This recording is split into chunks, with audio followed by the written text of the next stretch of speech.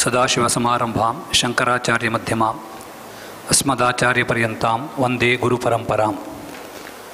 ಭಾರತೀಕರುಣಾಪಾತ್ರಂ ಭಾರತೀಪದಭೂಷಣಂ ಭಾರತೀಪದಮಾರೂಢಂ ಭಾರತೀತೀರ್ಥಮಾಶ್ರಯೇ.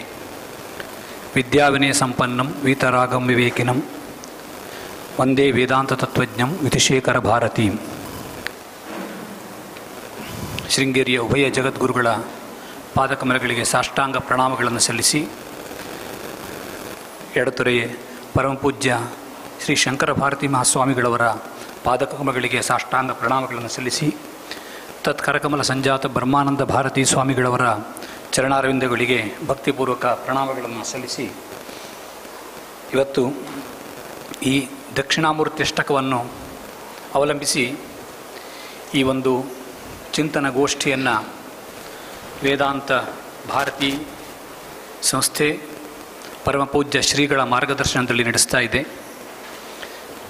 ಈ ಶಿಬಿರದಲ್ಲಿ ಭಾಗವಹಿಸಲಿಕ್ಕೆ ಬಂದಂತಹ ನೀವೆಲ್ಲರೂ ಒಂದು ರೀತಿಯಲ್ಲಿ ಅದೃಷ್ಟಶಾಲಿಗಳು. ಯಾಕೆಂದರೆ ಪರಮಪೂಜ್ಯ ಶ್ರೀಗಳು ಕಳೆದ ಅದೆಷ್ಟೋ ವರ್ಷಗಳಿಂದ ಶಂಕರಾಚಾರ್ಯರ ಸಿದ್ಧಾಂತವನ್ನು ಅವಲಂಬಿಸಿ ಕೇವಲ ಕರ್ನಾಟಕ ರಾಜ್ಯ ಮಾತ್ರವಲ್ಲ, ದೇಶಾದ್ಯಂತ ಹಲವು ಅಭಿಯಾನಗಳನ್ನು ನಡೆಸಿದ್ದಾರೆ. ಈಗ ಸದ್ಯ ಕಾಲದಲ್ಲಿ ನೀವೆಲ್ಲವೂ ನೋಡಿರ್ತೀರಿ, ಕೇಳಿರ್ತೀರಿ.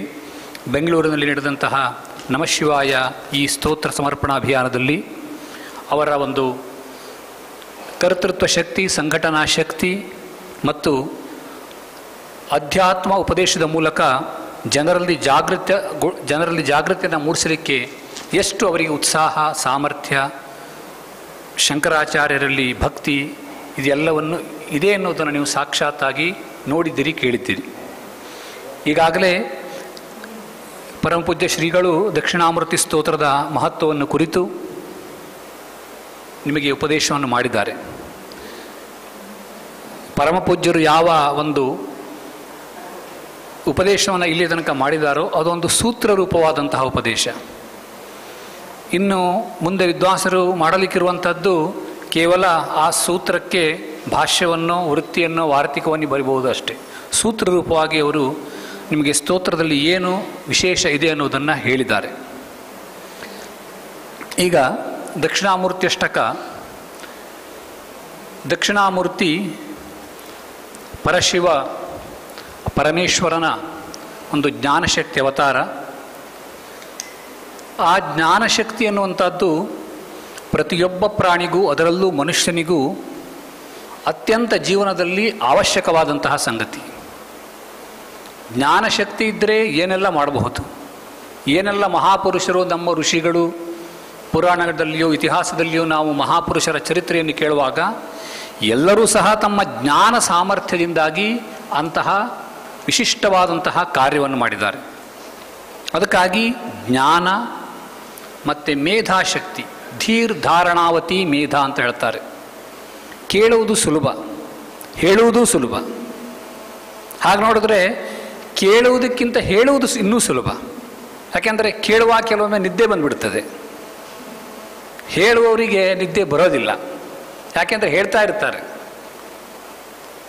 ಅದಕ್ಕಾಗಿ ಹೇಳುವುದು, ಕೇಳುವುದು, ತಿಳಿದುಕೊಳ್ಳುವುದು, ಇದರ ನಂತರದಲ್ಲಿ ಉಪನಿಷತ್ತಿನಲ್ಲಿ ಒಂದು ಮಾತು ಬರ್ತದೆ, ಶ್ರುತಮ್ಮೆ ಗೋಪಾಯ. ನಾನು ಏನನ್ನು ತಿಳಿದುಕೊಂಡನೋ ಅದು ನನ್ನ ಬುದ್ಧಿಯಲ್ಲಿ ಸ್ಥಿರವಾಗಿ ನಿಲ್ಲಲಿ. ಅಂತಹ ಧೀಶಕ್ತಿಯ ಸಾಮರ್ಥ್ಯವನ್ನು ಮೇಧಾ ಅಂತ ಕರೆದಿದ್ದಾರೆ. ಧೀರ್ ಧಾರಣಾವತಿ ಮೇಧಾ. ಆ ಮೇಧಾ ಶಕ್ತಿ ನನಗೆ ಪ್ರಾಪ್ತವಾಗಲಿ ಅಂತ ವೇದಗಳಲ್ಲಿಯೇ ಒಂದು ಸೂಕ್ತ ಇದೆ, ಮೇಧಾ ಸೂಕ್ತ ಅಂತ. ಸಾಮಾನ್ಯವಾಗಿ ಕೆಲವು ಸರಿ ಭೋಜನದ ಆರಂಭದ ಸಮಯದಲ್ಲಿ ಆ ಮೇಧಾ ಸೂಕ್ತವನ್ನು ಋತ್ವಿಜರು ಪಠನೆ ಮಾಡ್ತಾರೆ. ಅದೇ ರೀತಿಯಾಗಿ ಮೇಧಾ, ದಕ್ಷಿಣಾಮೂರ್ತಿ ಸ್ತೋತ್ರ, ಜಪ, ಜ್ಞಾನಶಕ್ತಿ, ಮೇಧಾಶಕ್ತಿ ಇವು ಇದ್ದರೆ ಮುಂದೆ ಒಂದು ಜೀವನದಲ್ಲಿ ಅದ್ಭುತವಾದಂಥ ಯಶಸ್ಸನ್ನು ಸಾಧಿಸಬಹುದು. ಆ ಕಾರಣಕ್ಕಾಗಿ ಈ ಜ್ಞಾನಶಕ್ತಿ, ಮೇಧಾಶಕ್ತಿಯ ಅಧಿದೇವತೆಯಾಗಿರುವಂತಹ ದಕ್ಷಿಣಾಮೂರ್ತಿ, ಅವನ ಅನುಗ್ರಹ ನಮ್ಮೆಲ್ಲರಿಗೆ ಬೇಕು. ನಾವು ಲೌಕಿಕವಾಗಿ ಯಾವುದೋ ಒಂದು ಕ್ಷೇತ್ರದಲ್ಲಿ ಯಶಸ್ಸನ್ನು ಗಳಿಸಬೇಕು ಅಂದರೂ ಸಹ ಇವೆರಡು ಬೇಕು. ವಿಶೇಷವಾಗಿ ನಮ್ಮ ಶಾಸ್ತ್ರ ಗ್ರಂಥಗಳು ಲೌಕಿಕ ವಿಷಯದ ಜೊತೆಗೆ ಅಲೌಕಿಕ ವಿಷಯಕ್ಕೆ ಹೆಚ್ಚು ಮಹತ್ವವನ್ನು ನೀಡಿವೆ. ಅದಕ್ಕಾಗಿ ಮುಂಡಕೋಪನಿಷತ್ತಿನಲ್ಲಿ ನೀವು ಕೇಳಿರ್ತೀರಿ, ಪರಾವಿದ್ಯಾ ಮತ್ತು ಅಪರಾವಿದ್ಯಾ ಅಂತ ಎರಡು ವಿಭಾಗವನ್ನು ಮಾಡ್ತಾರೆ. ಅದರೊಳಗೆ ಮೋಕ್ಷಕ್ಕೆ ಕಾರಣವಾದಂತಹ ಬ್ರಹ್ಮವಿದ್ಯೆಯೊಂದನ್ನು ಬಿಟ್ಟು ಉಳಿದೆಲ್ಲ ವಿದ್ಯೆಯನ್ನು ಅಪರಾವಿದ್ಯಾ ಅಂತ ಹೇಳಿದ್ದಾರೆ. ಅದು ವೇದಗಳಿರಬಹುದು, ವೇದಾಂಗಗಳಿರಬಹುದು, ಇತರ ಯಾವುದೇ ಅಷ್ಟಾದಶ ವಿದ್ಯಾಸ್ಥಾನಗಳು ಅಂತ ಹೇಳ್ತಾರೆ. ಯಾವುದೇ ವಿದ್ಯಾಸ್ಥಾನ ಇರ್ಬೋದು, ಇವತ್ತಿನ ಕಾಲದ ಯಾವುದೇ ಒಂದು ಇಂಜಿನಿಯರಿಂಗು, ಮೆಡಿಕಲ್ಲು, ಯಾವುದು ಬೇಕಾದರೂ ಹೇಳಿ, ಎಲ್ಲವೂ ಸಹ ಅಪರಾವಿದ್ಯೆಯಲ್ಲಿ ಬರುವಂಥದ್ದು. ಅಪರಾವಿದ್ಯೆಯೂ ಸಹ ಒಂದು ಹಂತ ತನಕ ಬೇಕು. ಆದರೆ ಪರಮ ಪುರುಷಾರ್ಥ, ನಿತ್ಯವಾದಂತಹ ಪುರುಷಾರ್ಥ, ನಮ್ಮ ಶಾಶ್ವತವಾದಂತಹ ದುಃಖ ನಿವೃತ್ತಿ, ಆನಂದ ಪ್ರಾಪ್ತಿ, ಇದು ನಮಗೆ ಸಿಗಬೇಕು ಅಂತಂದರೆ ನಮಗೆ ಪರಾವಿದ್ಯೆಯೇ ಬೇಕು. ಆ ಪರಾವಿದ್ಯೆಯನ್ನೇ ಬ್ರಹ್ಮವಿದ್ಯಾ, ಅಧ್ಯಾತ್ಮವಿದ್ಯಾ ಮುಂತಾದ ಶಬ್ದಗಳಿಂದ ಕರೆದಿದ್ದಾರೆ. ಆ ಬ್ರಹ್ಮವಿದ್ಯೆಯ ವೈಶಿಷ್ಟ್ಯ ಏನು ಅಂತಂದರೆ, ಒಂದು ಶಾಶ್ವತವಾದಂತಹ ಆನಂದ ಪ್ರಾಪ್ತಿ, ಶಾಶ್ವತವಾಗಿ ದುಃಖದ ನಿವೃತ್ತಿ. ಇದರ ಜೊತೆಗೆ ಯಾರು ಅಧ್ಯಾತ್ಮ ಶಕ್ತಿ ಸಂಪನ್ನರಾಗಿರ್ತಾರೋ ಅವರು ಕೇವಲ ತಮ್ಮ ಆಧ್ಯಾತ್ಮಿಕ ಲಕ್ಷ್ಯವನ್ನು ಮುಟ್ಟುವುದು ಮಾತ್ರವಲ್ಲ, ಲೌಕಿಕ ಜೀವನದಲ್ಲಿಯೂ ಯಶಸ್ಸನ್ನು ಕಾಣ್ತಾರೆ. ಮುಖ್ಯವಾದ ಅವರ ಲಕ್ಷ್ಯ ಮೋಕ್ಷ ಪ್ರಾಪ್ತಿ. ಆದರೆ ಆ ಗುರಿಯನ್ನು ಇಟ್ಟುಕೊಂಡು ಆ ಮಾರ್ಗದಲ್ಲಿ ಹೊರಟಾಗ ಬೇಡ ಅಂದರೂ ಸಹ ಒಳ್ಳೊಳ್ಳೆಯ ಸಿದ್ಧಿಗಳು, ಶಕ್ತಿಗಳು, ಅದ್ಭುತವಾದಂತಹ ಸಾಮರ್ಥ್ಯ ಅದೆಲ್ಲವೂ ತಾನಾಗಿ ಬರ್ತವೆ. ವಿದ್ಯಾರಣ್ಯ ಮಹಾಮುನಿಗಳು ಅಂತಹ ಶ್ರೇಷ್ಠ ತತ್ವಜ್ಞಾನಿಗಳು, ಅದ್ಭುತವಾದಂತಹ ಶಾಸ್ತ್ರ ಸಿದ್ಧಾಂತಗಳನ್ನು ಇಟ್ಟುಕೊಂಡು ಗ್ರಂಥಗಳನ್ನು ಬರೆದಿದ್ದಾರೆ. ಅವರಿಗೆ ರಾಜ್ಯ ಸ್ಥಾಪನೆ ಮಾಡುವುದು ಅವರೊಂದು ಸಾಮಾನ್ಯವಾದ ಕಾರ್ಯ. ಅವರ ದೃಷ್ಟಿಯಲ್ಲಿ ಒಂದು ಪರಕೀಯರ ಆಕ್ರಮಣವಾಗಿ ಅಷ್ಟೊಂದು ನಮ್ಮ ದಕ್ಷಿಣ ದೇಶ ಕಷ್ಟದಲ್ಲಿರುವಾಗ ಹೊಸದಾಗಿ ಹಿಂದೂ ಸಾಮ್ರಾಜ್ಯ ಸ್ಥಾಪನೆ ಅಂತಂದರೆ ಬಹಳ ಕಷ್ಟದ ಕೆಲಸವಾಗಿತ್ತು. ಆದರೂ ಸಹ ವಿದ್ಯಾರಣ್ಯ ಮಹಾಮುನಿಗಳಿಗೆ ಅದೊಂದು ದೊಡ್ಡ ಕೆಲಸ ಆಗಿರಲಿಲ್ಲ ಅವರ ದೃಷ್ಟಿಯಲ್ಲಿ. ಯಾಕೆ ಅಂತಂದರೆ ಅಂತಹ ಅಧ್ಯಾತ್ಮ ಶಕ್ತಿ ಸಂಪನ್ನರು. ಹೀಗೆ ಈ ಅಧ್ಯಾತ್ಮ ಶಕ್ತಿ ನಮ್ಮಲ್ಲಿ ಜಾಗೃತವಾಗಬೇಕು, ಇದು ಬೆಳಿಬೇಕು ಅಂತಂದರೆ ನಾವು ಹಂತ ಹಂತವಾಗಿ ಕರ್ಮ, ಉಪಾಸನೆ ಅಥವಾ ಧ್ಯಾನ ಈ ಮಾರ್ಗದಲ್ಲಿ ಮುಂದುವರೆದರೆ ಮಾತ್ರ ಮುಂದೆ ತತ್ವಜ್ಞಾನದ ಪ್ರಾಪ್ತಿ. ಅದಕ್ಕಾಗಿ ಶಂಕರ ಭಗವತ್ಪಾದರು ದಕ್ಷಿಣಾಮೂರ್ತಿ ಸ್ತೋತ್ರ ಸೇರಿದಂತೆ ಅನೇಕ ಅಧ್ಯಾತ್ಮಪರವಾದಂತಹ ಸ್ತೋತ್ರಗಳನ್ನು ರಚಿಸಿದ್ದಾರೆ. ದಕ್ಷಿಣಾಮೂರ್ತಿ ಅಷ್ಟಕದಲ್ಲಿ ನಾವು ನೋಡುವಂತೆ, ಹೆಸರೇ ಹೇಳ್ತಾ ಇದ್ದಿಲ್ಲ, ಅಷ್ಟಕ ಅಂತ 8, ಮುಖ್ಯವಾಗಿ 8 ಸ್ತೋತ್ರಗಳು. ಒಂದೊಂದು ಸ್ತೋತ್ರಕ್ಕೂ ಸಹ ವ್ಯಾಖ್ಯಾನ ಮಾಡಲಿಕ್ಕೆ ಹೊರಟ್ರೆ ತುಂಬ ಸಮಯ ಬೇಕು. ಈಗ ಪರಮಪೂಜ್ಯ ಶ್ರೀಗಳು ಏನು ಮಾನಸೋಲ್ಲಾಸ ಅಂತ ಉಲ್ಲೇಖವನ್ನು ಮಾಡಿದರೂ ಅವರು ಒಂದೊಂದು ಸ್ತೋತ್ರವನ್ನು ಇಟ್ಟುಕೊಂಡು ಒಂದೊಂದು ಉಲ್ಲಾಸವನ್ನು ಬರೆದಿದ್ದಾರೆ. ಅದರಲ್ಲಿ 30, 40, 50 ಶ್ಲೋಕಗಳು ಒಂದು ಶ್ಲೋಕದ ವ್ಯಾಖ್ಯಾನಕ್ಕಾಗಿ. ಅಷ್ಟು ವೇದಾಂತದ ತತ್ವಗಳು ಆ ಸ್ತೋತ್ರದಲ್ಲಿದೆ. ಅಲ್ಲಿ ಕೊನೆಯ ಪಾದ ಸಮಾನವಾಗಿದೆ. ತಸ್ಮೈ ಶ್ರೀ ಗುರುಮೂರ್ತಯೇ ನಮ ಇದಂ ಶ್ರೀ ದಕ್ಷಿಣಾಮೂರ್ತಯೇ ಎನ್ನುವಂತಹದ್ದು 8 ಸ್ತೋತ್ರಗಳ ಕೊನೆಯಲ್ಲಿ ಬರುವಂತಹ ಸಮಾನವಾದಂತಹ ಪಾದ. ತಸ್ಮೈ ಶ್ರೀ ಗುರುಮೂರ್ತಯೇ ಅಂತಂದರೆ ಅವನಿಗೆ. ಅವನಿಗೆ ಅಂದರೆ ಯಾರಿಗೆ ಅಂದರೆ ಪ್ರತಿ ಸ್ತೋತ್ರದಲ್ಲಿಯೂ ಯಹ, ಏನ, ಯಸ್ಯ ಅಂತ ಹೀಗೆ ಆರಂಭವಾಗ್ತದೆ. ಯಾರು ಇಂತಹ ಮಹಾತ್ಮೆಯುಳ್ಳವರೋ ಅಂತಹ ದಕ್ಷಿಣಾಮೂರ್ತಿಗೆ ನನ್ನ ನಮಸ್ಕಾರಗಳು. ದಕ್ಷಿಣಾಮೂರ್ತಿ ಅಂತ ಹೇಳುವಾಗ ದಕ್ಷಿಣ ದಿಕ್ಕಿಗೆ ಅಭಿಮುಖವಾಗಿ ಕುಳಿತು ಜ್ಞಾನಶಕ್ತಿಯನ್ನು ಉಪದೇಶವನ್ನು ಮಾಡುವಂತಹ ಆ ಪರಮೇಶ್ವರ ದಕ್ಷಿಣಾಮೂರ್ತಿ. ದಕ್ಷಿಣ ಅಮೂರ್ತಿ ಅಂತ ಕೂಡ ಪದಚ್ಛೇದವನ್ನು ಮಾಡ್ತಾರೆ. ದಕ್ಷಿಣ ಅಂತ ಅಂದರೆ ಸಮರ್ಥ ಅಂತ ಅರ್ಥ. ಆಮೇಲೆ ಮೂರ್ತಿ ಅಂದರೆ ಅಮೂರ್ತಿ. ಅಮೂರ್ತಿ ಅಂತಂದರೆ ಪರಮಾರ್ಥತಃ ವಿಚಾರ ಮಾಡಿದಾಗ ಆ ಪರಮಾತ್ಮನಿಗೆ ಯಾವುದೇ ಮೂರ್ತಿ, ಶರೀರ ಎನ್ನುವುದು ಇಲ್ಲ.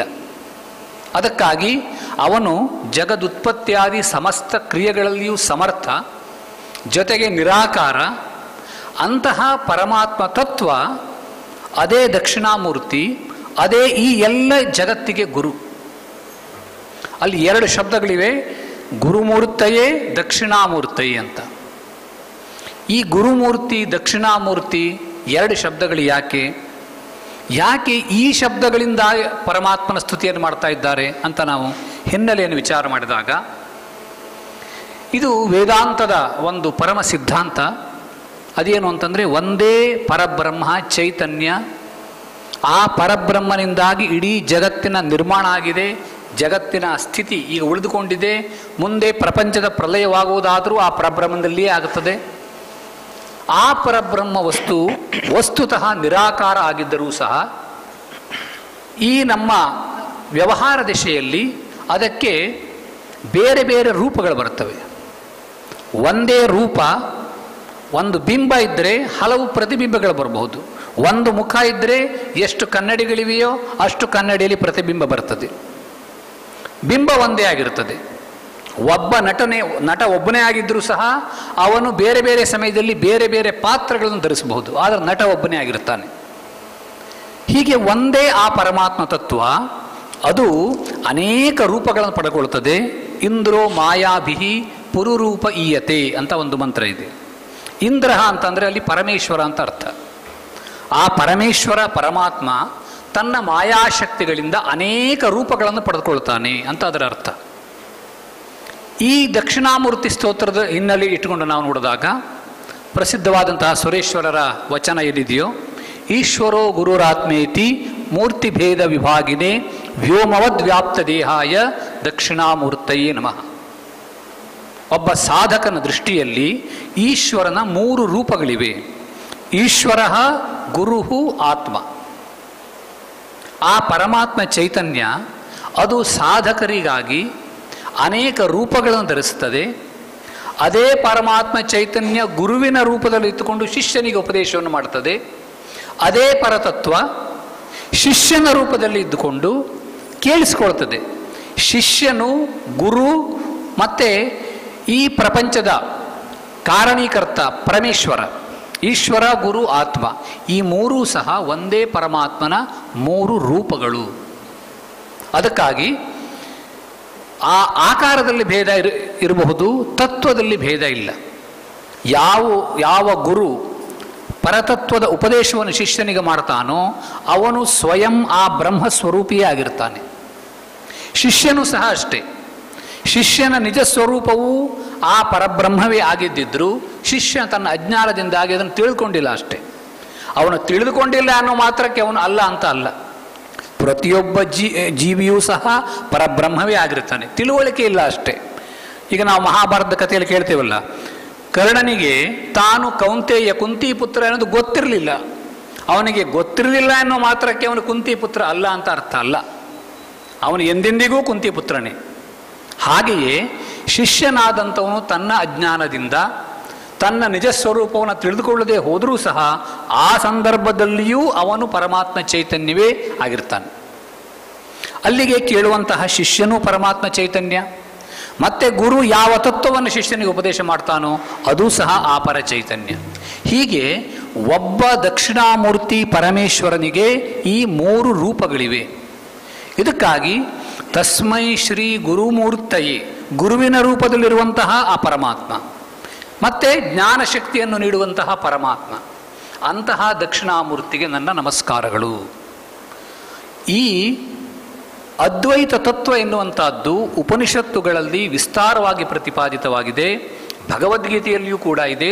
ಪುರಾಣ, ಇತಿಹಾಸ, ಮಹಾಭಾರತಾದಿ ಎಲ್ಲ ಗ್ರಂಥಗಳಲ್ಲಿಯೂ ಇವೆ.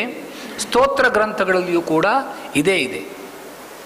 ಆ ಚೈತನ್ಯಕ್ಕೆ, ಪ್ರಪಂಚಕ್ಕೆ ಉತ್ಪತ್ತಿ, ಸ್ಥಿತಿ, ನಾಶ ಇರಬಹುದು. ಆ ಪರಚೈತನ್ಯಕ್ಕೆ ಎಂದೆಂದಿಗೂ ನಾಶ ಇಲ್ಲ. ಕೆಲವೊಮ್ಮೆ ನಾವು ಲೋಕದಲ್ಲಿ ಬೇರೆ ಬೇರೆ ವ್ಯವಹಾರ ಸಂದರ್ಭಗಳಲ್ಲಿ ಈ ನಾನಾ ರೀತಿಯಾದ ಆತಂಕಗಳು ಉಂಟಾಗ್ತವೆ. ನಾವು ಈಗ ಒಂದು ಜೀವನ ನಡೆಸ್ತಾ ಇದ್ದೇವೆ, ಆದರೆ ಇತ್ತೀಚೆಗೆ ಸ್ವಲ್ಪ ಆ ವಾರ್ತೆ ಕಡಿಮೆ ಆಗಿದೆ. ಮೊದಲೆಲ್ಲ ಬರ್ತಾ ಇರ್ತಿತ್ತು, ಪ್ರಪಂಚಕ್ಕೆ ಪ್ರಳಯ ಆಗಿದೆ, ಮುಂದಿನ ವರ್ಷ ಪ್ರಳಯ ಆಗುತ್ತೆ. 2000ರಲ್ಲಿ ಪ್ರಳಯ ಅಂದರು, 2010 ಪ್ರಳಯ ಅಂದರು, 2021 ಈಗ ಇತ್ತೀಚೆಗೆ ಸ್ವಲ್ಪ ಕಡಿಮೆ ಆಗಿದೆ. ಜನರಿಗೆಲ್ಲ ಮನಸ್ಸಿನಲ್ಲಿ ಆತಂಕ, ಪ್ರಳಯ ಆಗಿಬಿಡ್ತದೆ, ಎಲ್ಲವೂ ನಾಶವಾಗಿಬಿಡ್ತದೆ, ನಾವೆಲ್ಲ ಸತ್ತು ಹೋಗ್ತೇವೆ, ಮುಂದೇನು, ನಮಗೆ ಜೀವನವೇ ಇಲ್ಲ. ಈ ರೀತಿಯಾದಂತಹ ಒಂದು ಭಯ ಮತ್ತು ಆತಂಕ ಮನಸ್ಸಿನಲ್ಲಿ ಬರುವ ಸಾಧ್ಯತೆ ಇದೆ. ಇಂತಹ ಭಯ, ಆತಂಕ ನಮಗೆ ಅಂತಲ್ಲ, ಎಲ್ಲರಿಗೂ ಬರುವಂಥದ್ದು. ಅಂತಹ ಶ್ರೇಷ್ಠ ಶಿಷ್ಯ ಅಂತ ಭಗವಂತ ಯಾವ ಅರ್ಜುನನನ್ನು ಪರಿಗಣಿಸಿದನೋ ಅರ್ಜುನನಿಗೂ ಕೂಡ ಅದೇ ಸ್ಥಿತಿ ಇತ್ತು. ಅರ್ಜುನನು ಹೇಳಿದ್ದೇನು ಅಂತಂದರೆ, ಈಗ ನಾನು ಯುದ್ಧವನ್ನು ಮಾಡಿದರೆ ನನ್ನ ಗುರುಗಳಾದಂತಹ ಭೀಷ್ಮರು, ದ್ರೋಣರು, ಇವರೆಲ್ಲರೂ, ಇಷ್ಟೊಂದು ನನ್ನ ಬಂಧು ಬಾಂಧವರಿದ್ದಾರೆ, ಇವರೆಲ್ಲರೂ ಸತ್ತೋಗ್ತಾರೆ. ಹಾಗಿರುವಾಗ ಯುದ್ಧ ಮಾಡೋದು ತಪ್ಪು ಅಂತ ಅರ್ಜುನ ಭಾವಿಸ್ತಾನೆ. ಇಂತಹ ಒಂದು ಭ್ರಾಂತಿ ಅಥವಾ ಭಯ ಇದು ಯಾಕೆ ಬಂದಿದೆ ಅಂತಂದರೆ, ದೇಹ ಮತ್ತು ಆತ್ಮ ಈ ಎರಡರ ಒಂದು ವಿವೇಚನೆ ಇಲ್ಲದೆ ಹೋದ ಕಾರಣ. ದೇಹಕ್ಕೆ ಉತ್ಪತ್ತಿ ಇದೆ, ಉತ್ಪತ್ತಿ ಆದ ಕಾರಣ ನಾಶ ಕೂಡ ಇದೆ. ಜಾತಸ್ಯ ಹಿ ಧ್ರುವೋ ಮೃತ್ಯು ಧ್ರುವಂಜನ್ಮ ಮೃತಸ್ಯ ಚ. ದೇಹಕ್ಕೆ ಉತ್ಪತ್ತಿ ಮತ್ತು ನಾಶ ಇದ್ದರೂ ಸಹ ದೇಹಿ ಅಂತ ಏನಿದ್ದಾನೋ ಆತ್ಮ ಜೀವ, ಅವನಿಗೆ ಎಂದೆಂದಿಗೂ ನಾಶ ಇಲ್ಲ. ಅವನ ಪ್ರಳಯವಾಗಲಿ ಪ್ರಳಯವಾಗದೇ ಹೋಗಲಿ, ದೇಹ ಇರಲಿ ದೇಹ ನಾಶವಾಗಲಿ, ಆ ಆತ್ಮತತ್ವದ ಹಾಗೆಯೇ ಇರ್ತದೆ. ಅದಕ್ಕೆ ಬದಲಾವಣೆ ಎನ್ನುವುದು ಇಲ್ಲವೇ ಇಲ್ಲ. ಯಾವುದೇ ಸ್ತಂದ್ರು ನಜಾಯತೆ ನಮ್ರಿಯತೆ, ಷಡ್ ಭಾವ ವಿಕಾರಗಳು ಅಂತ ಶಾಸ್ತ್ರದಲ್ಲಿ ಹೇಳ್ತಾರೆ. ಯಾವ ವಿಕಾರಗಳು ಆತ್ಮನಲ್ಲಿ ಇಲ್ಲ. ಹಾಗಿರುವಾಗ ಒಂದೊಮ್ಮೆ ಪ್ರಳಯವೇ ಆಯಿತು, ಅಥವಾ ಇನ್ನು ಯಾವುದೋ ಒಂದು ಕಾರಣದಿಂದ ಏನೋ ಒಂದು ಆಯಿತು, ಕೋವಿಡ್ ಅಂತ ಮಹಾಮಾರಿ ಬಂತು, ಎಂತಹ ಸ್ಥಿತಿ ಬಂದರೂ ಸಹ ಅದರಿಂದಾಗಿ ದೇಹಕ್ಕೆ ನಾಶ ಆಗಬಹುದೇ ಹೊರತು ಆತ್ಮನಿಗೆ ನಾಶ ಇಲ್ಲವೇ ಇಲ್ಲ. ಅಲ್ಲಿ ವಿನಾಶ ಮೌವ್ಯಯಸ್ಯಾಸ್ಯ ನ ಕಶ್ಚಿತ್ ಕರ್ತುಮರ್ಹತಿ ದೇಹಿ ನಿತ್ಯಂ ಅವಧ್ಯೋಯಂ ದೇಹೇ ಸರ್ವಸ್ಯ ಭಾರತ. ಇವನು ಈ ಆತ್ಮನ ವಿನಾಶವನ್ನು ಯಾರೂ ಸಹ ಮಾಡಲಿಕ್ಕೆ ಸಾಧ್ಯ ಇಲ್ಲ. ಹಾಗಿರುವಾಗ ಒಂದು ನಾವು ನಮ್ಮ ವ್ಯವಹಾರದ ದಿಶೆಯಲ್ಲಿಯೂ ಸಹ ನೆನಪಿನಲ್ಲಿ ಇಟ್ಟುಕೊಳ್ಬೇಕಾದ ಅಂಶ ಏನು ಅಂತಂದರೆ, ಆತ್ಮ ಚೈತನ್ಯಕ್ಕೆ ನಾಶ ಇಲ್ಲದೇ ಹೋದ ಕಾರಣ ದೇಹಕ್ಕೆ ನಾಶ ಆದರೂ ಸಹ ಆತ್ಮನು ಮತ್ತೆ ಒಳ್ಳೆಯ ದೇಹವನ್ನೇ ತೆಗೆದುಕೊಂಡು ಬರ್ತಾನೆ. ನಾವು ಒಳ್ಳೆಯ ಕೆಲಸವನ್ನು ಮಾಡಿದ್ದೇ ಆದರೆ. ಈಗ ದೇಹಕ್ಕೆ ನಾಶ ಇದ್ದರೂ ಸಹ ಆ ದೇಹ ಇರುವ ತನಕ ಒಂದು ಒಳ್ಳೆಯ ಕೆಲಸವನ್ನು ನಾವು ಮಾಡಿದ್ದೇವೆ ಅಂತಾದರೆ ಖಂಡಿತವಾಗಿಯೂ ಮುಂದೆ ಆತ್ಮನು ಒಳ್ಳೆಯ ದೇಹವನ್ನು ಧರಿಸಿಯೇ ಬರ್ತಾನೆ. ಆತ್ಮನ ನಾಶ ಇಲ್ಲ. ಹಾಗಿರುವಾಗ ವೃಥಾ ಇಂತಹ ಈ ಒಂದು ಅರ್ಜುನನಿಗೆ ಹೇಗೆ ಒಂದು ಭ್ರಾಂತಿ ಬಂತೋ ಆ ರೀತಿಯ ಭ್ರಾಂತಿಗೆ ನಾವು ಅವಸರವನ್ನು ಕೊಡಬಾರದು. ಆ ವ್ಯೋಮ ಅಂತಂದರೆ ಆಕಾಶ, ವ್ಯೋಮವದ್ ವ್ಯಾಪ್ತ ದೇಹಾಯ, ಆಕಾಶದಂತೆ ವ್ಯಾಪಕವಾದಂತಹ ಪರಚೈತನ್ಯ ಅದು ನಮ್ಮ ದೇಹದಲ್ಲಿ ದೇಹಿ ಜೀವ ಅಂತ ಎನಿಸ್ಕೊಂಡು ಹೇಗಿದೆಯೋ ಹಾಗೆಯೇ ಹೊರಗಡೆ ಕೂಡ ಇದೆ. ಈಗ ಆತ್ಮನ ಎಲ್ಲಿದ್ದಾನೆ, ಪರಮಾತ್ಮ ಎಲ್ಲಿದ್ದಾನೆ ಅಂತ ಕೇಳಿದ್ರೆ ದೇಹದಲ್ಲಿದ್ದಾನೆ. ದೇಹದಲ್ಲಿದ್ದಾನೆ ಅಂತಂದರೆ ದೇಹದಲ್ಲಿ ಜೀವ ಇದ್ದಾನೋ ಪರಮಾತ್ಮ ಇದ್ದಾನೋ ಅಥವಾ ಇಬ್ಬರೂ ಇದ್ದಾರೋ ಅಂತ ಕೇಳಿದ್ರೆ ಬೇರೆ ಕೆಲ ಸಿದ್ಧಾಂತದವರು ಬೇರೆ ರೀತಿಯ ಅರ್ಥಗಳನ್ನು ಮಾಡ್ತಾರೆ. ಆದರೆ ವೇದಾಂತದ ಸಿದ್ಧಾಂತದಂತೆ ಆ ಪರಮಾತ್ಮನೇ ಜೀವನ ರೂಪದಲ್ಲಿ ಈ ದೇಹದಲ್ಲಿದ್ದಾನೆ. ಈ ದೇಹದೊಳಗಿರುವಾಗ ಅವನಿಗೆ ಜೀವ ಅಂತ ಕರೆದರು. ದೇಹದಿಂದ ಹೊರಕ್ಕೆ ಇಡೀ ಪ್ರಪಂಚವನ್ನು ದೃಷ್ಟಿಯನ್ನು ಇಟ್ಕೊಂಡು ಹೇಳುವಾಗ ಅವನು ಸರ್ವವ್ಯಾಪಕ ಪರಮಾತ್ಮ ಅಂತ ಕರೆದರು. ಆದರೆ ಒಂದೇ ಚೈತನ್ಯದ ಎರಡು ಹೆಸರುಗಳು, ಪರಮಾತ್ಮ ಮತ್ತು ಜೀವಾತ್ಮ. ಅದಕ್ಕಾಗಿ ಇಲ್ಲಿ ಏಕತ್ವ ಎನ್ನುವಂತಹದ್ದು ದಕ್ಷಿಣಾಮೂರ್ತಿ ಸ್ತೋತ್ರಕ್ಕೂ ಸಹ ಪ್ರತಿಪಾದ್ಯವಾದಂತಹ ವಿಷಯ. ನಂತರ ನಮ್ಮ ಜಿಜ್ಞಾಸೆ ಪ್ರಾರಂಭವಾಗುತ್ತದೆ. ಪರಮಾತ್ಮ ಚೈತನ್ಯ ಒಂದೇ ಆಗಿದ್ದಿದ್ರೆ ನಾವು ನೋಡುತ್ತಾ ಇರುವಂತಹ ಈ ಇಡೀ ಪ್ರಪಂಚ ಅಥವಾ ಪ್ರಪಂಚದ ವ್ಯವಸ್ಥೆ, ಜನರು, ನಮ್ಮ ಬಂಧು ಬಾಂಧವರು, ಇದೆಲ್ಲವೂ ಏನು ಹಾಗಾದರೆ? ಇದು ಇಲ್ಲ ಅಂತ ಹೇಳುವಂತೆ ಇಲ್ಲ. ಯಾಕೆಂದರೆ ಕಣ್ಣಿಗೆ ಕಾಣಿಸ್ತಾ ಇದೆ. ಕಣ್ಣಿಗೆ ಕಾಣಿಸ್ತಾ ಇದ್ದಿದ್ದನ್ನು ನಿರಾಕರಣೆ ಮಾಡಲಿಕ್ಕೆ ಸಾಧ್ಯ ಇಲ್ಲ. ಕಣ್ಣಿಗೆ ಕಾಣದೇ ಹೋದದ್ದನ್ನು ಹೇಗಾದರೂ ಮಾಡಿ ವಂಚನೆ ಮೂಲಕ, ಮಿಥ್ಯಾವಚನದ ಮೂಲಕ ಆದರೂ ನಂಬಿಸಬಹುದು. ಆದರೆ ಕಣ್ಣಿಗೆ ಕಾಣ್ತಾ ಇರುವಾಗ ಈ ಪ್ರಪಂಚ ಇಲ್ಲ, ಪರಮಾತ್ಮ ಒಬ್ಬನೇ ಇದ್ದಾನೆ ಅಂತ ಹೇಳಿದ್ರೆ ಅರ್ಥ ಏನು ಅಂತ ಜಿಜ್ಞಾಸೆ ಬರಬಹುದು. ಅದಕ್ಕಾಗಿ ಕ್ರಮೇಣ ದಕ್ಷಿಣಾಮೂರ್ತಿ ಸ್ತೋತ್ರದಲ್ಲಿ ವಿಶ್ವಂ ದರ್ಪಣ ದೃಶ್ಯಮಾನ ನಗರಿ ತುಲ್ಯಂ, ಮೊದಲನೇ ಸ್ತೋತ್ರ, ವಿಶ್ವಂ ದರ್ಪಣ ದೃಶ್ಯಮಾನ ನಗರಿ ತುಲ್ಯಂ ನಿಜಾಂತರ್ಗತಂ ಪಶ್ಯನ್ನಾತ್ಮನಿ ಮಾಯೆಯ ಬಹಿರಿವೋದ್ಭೂತಂ ಯಥಾ ನಿದ್ರಯ ಯಸ್ಸಾಕ್ಷಾತ್ ಕುರುತೆ ಪ್ರಬೋಧ ಸಮಯೇ ಸ್ವಾತ್ಮಾನ ಮೇವಾದ್ವಯಂ ತಸ್ಮೈ ಶ್ರೀ ಗುರುಮೂರ್ತಯೇ ನಮ ಇದಂ ಶ್ರೀ ದಕ್ಷಿಣಾಮೂರ್ತಯೇ. ಈ ವಿಶ್ವ ಹೇಗಿದೆ? ವಿಶ್ವಂ ದರ್ಪಣ ದೃಶ್ಯಮಾನ ನಗರಿ ತುಲ್ಯಂ. ವಿಶ್ವಂ ಅಂತ ಹೇಳಿದಾಗ ವಿಶ್ವ ಶಬ್ದಕ್ಕೆ ಎರಡರ್ಥ. ಎಲ್ಲದು ಅಂತ ಒಂದರ್ಥ, ಪ್ರಪಂಚ ಅಂತ ಇನ್ನೊಂದರ್ಥ. ನಾವು ಎರಡು ಅರ್ಥವನ್ನು ಬೇಕಾದ್ರೆ ಇಟ್ಕೊಳ್ಬೋದು. ಇಡೀ ಪ್ರಪಂಚ, ಇಡೀ ಪ್ರಪಂಚ ಅಂತಂದರೆ ಬ್ರಹ್ಮನೊಂದನ್ನು ಬಿಟ್ಟು ಇಡೀ ಈ ಪ್ರಪಂಚ ಏನಿದೆಯೋ ಇದು ಕೇವಲ ತೋರಿಕೆ ಮಾತ್ರ.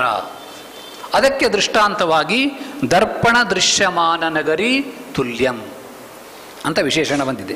ಅಂದರೆ ವಿಶ್ವಂ ಎನ್ನುವ ಶಬ್ದಕ್ಕೆ ಇದು ವಿಶೇಷಣ. ಕನ್ನಡಿಯಲ್ಲಿ ಕಂಡುಬರುವಂತಹ ನಗರದಂತೆ ಈ ವಿಶ್ವವು ಮಿಥ್ಯಾ ಆಗಿದೆ, ಕೇವಲ ತೋರಿಕೆಯಾಗಿದೆ. ತೋರಿಕೆಯಾಗಿದೆ.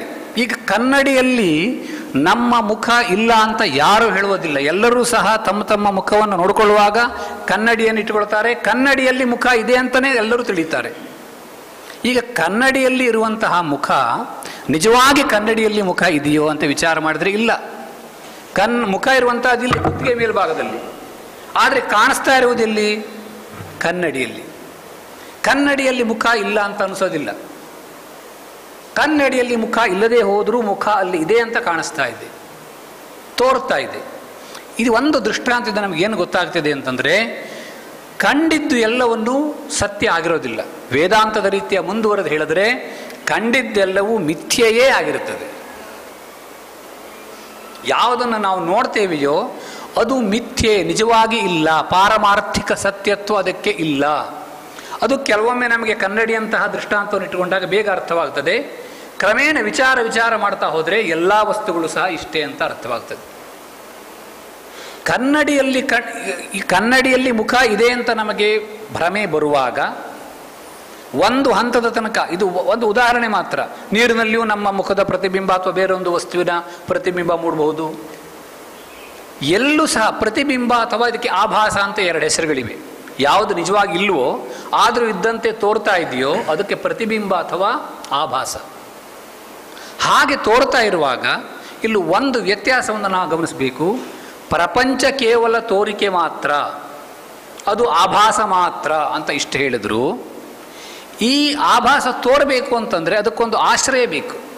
ಉದಾಹರಣೆಗೆ ಮುಖ ತೋರ್ತಾ ಇದೆ, ಸರಿ, ಕನ್ನಡಿಯಲ್ಲಿ ಮುಖ ಇಲ್ಲ ನಿಜವಾಗಿ, ಆದರೆ ಆ ಪ್ರತಿಬಿಂಬ ಬಂದಿದೆ ಅಂತಂದರೆ ಅಲ್ಲಿ ಕನ್ನಡಿ ಅಂತ ಒಂದು ಆಶ್ರಯ ಬೇಕಲ್ಲ, ಒಂದು ಆಧಾರ ಬೇಕಲ್ಲ. ಕನ್ನಡಿಯೇ ಇಲ್ಲದೆ ಹೋಗಿದ್ದಿದ್ರೆ ಪ್ರತಿಬಿಂಬವೂ ಕೂಡ ಬರ್ತಾ ಇರಲಿಲ್ಲ. ಅದಕ್ಕಾಗಿ ಕನ್ನಡಿ ಎನ್ನುವಂತಹ ದರ್ಪಣ ಒಂದು ಆಶ್ರಯ ಬೇಕು. ಆ ಆಶ್ರಯ ಇದ್ದರೆ ಮಾತ್ರ ಪ್ರತಿಬಿಂಬ ಬರಲಿಕ್ಕೆ ಸಾಧ್ಯ. ಹಾಗೆಯೇ ಪ್ರಪಂಚವನ್ನು ನಾವು ಮಿಥ್ಯಾ ಅಂತ ಹೇಳಿದರೂ ಏನೂ ಇಲ್ಲ, ಎಲ್ಲವೂ ಶೂನ್ಯ ಎನ್ನುವಂಥದ್ದು ವೇದಾಂತಗಳು ಹೇಳಲೇ ಇಲ್ಲ, ಶಂಕರಾಚಾರ್ಯರು ಹೇಳಲೇ ಇಲ್ಲ. ಕೆಲವೊಮ್ಮೆ ನಾವು ಆಧುನಿಕ ಗ್ರಂಥಗಳನ್ನು ಓದಿ ವೇದಾಂತದಲ್ಲಿ ಅಥವಾ ಶಂಕರಾಚಾರ್ಯರು ಪ್ರಪಂಚ ಇಲ್ಲ ಅಂತ ಹೇಳಿದ್ದಾರೆ ಅಂತ ತಪ್ಪಾಗಿ ತಿಳ್ಕೊಳ್ಳುವ ಅವಕಾಶ ಉಂಟು. ಆದರೆ ಇಲ್ಲಿ ವೇದಾಂತದ ಸಂದೇಶ ಏನು? ಪ್ರಪಂಚ ಇಲ್ಲ. ಪ್ರಪಂಚ ಇಲ್ಲ ಅಂತಂದರೆ ಆ ಪ್ರಪಂಚ ಎಲ್ಲಿ ತೋರಿ ಬಂದಿದೆಯೋ ಆ ಪರಬ್ರಹ್ಮ ವಸ್ತು ಇದೆ.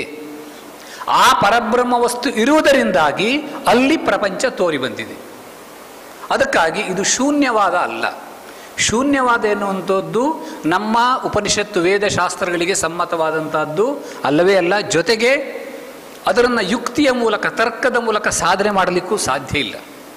ಏನೂ ಇಲ್ಲ, ಎಲ್ಲವೂ ಶೂನ್ಯ ಅಂತ ಹೇಳಿಬಿಟ್ರೆ ಹೇಳುವವನಿದ್ದಾನ ಇಲ್ವೋ, ಕೇಳುವವರಿದ್ದಾರ ಇಲ್ವೋ, ಅಥವಾ ಯಾವನನ್ನು ಕುರಿತಾಗಿ ಹೇಳುವವನು ಮಾತನಾಡ್ತಿದ್ದಾನೋ ಆ ತತ್ವ ಒಂದು ಇದೆಯೇ ಇಲ್ವೋ? 108 ಪ್ರಶ್ನೆಗಳು ಬರ್ತವೆ. ಶೂನ್ಯವಾದಕ್ಕೆ ಯಾವುದೇ ಹಿನ್ನೆಲೆ ಅಂದರೆ ಶಾಸ್ತ್ರದ ಪ್ರಮಾಣ ಅಥವಾ ತರ್ಕ ಇವೆರಡೂ ಕೂಡ ಇಲ್ಲ. ಆದ್ದರಿಂದ ವೇದಾಂತ ಹೇಳಿದ್ದೇನು?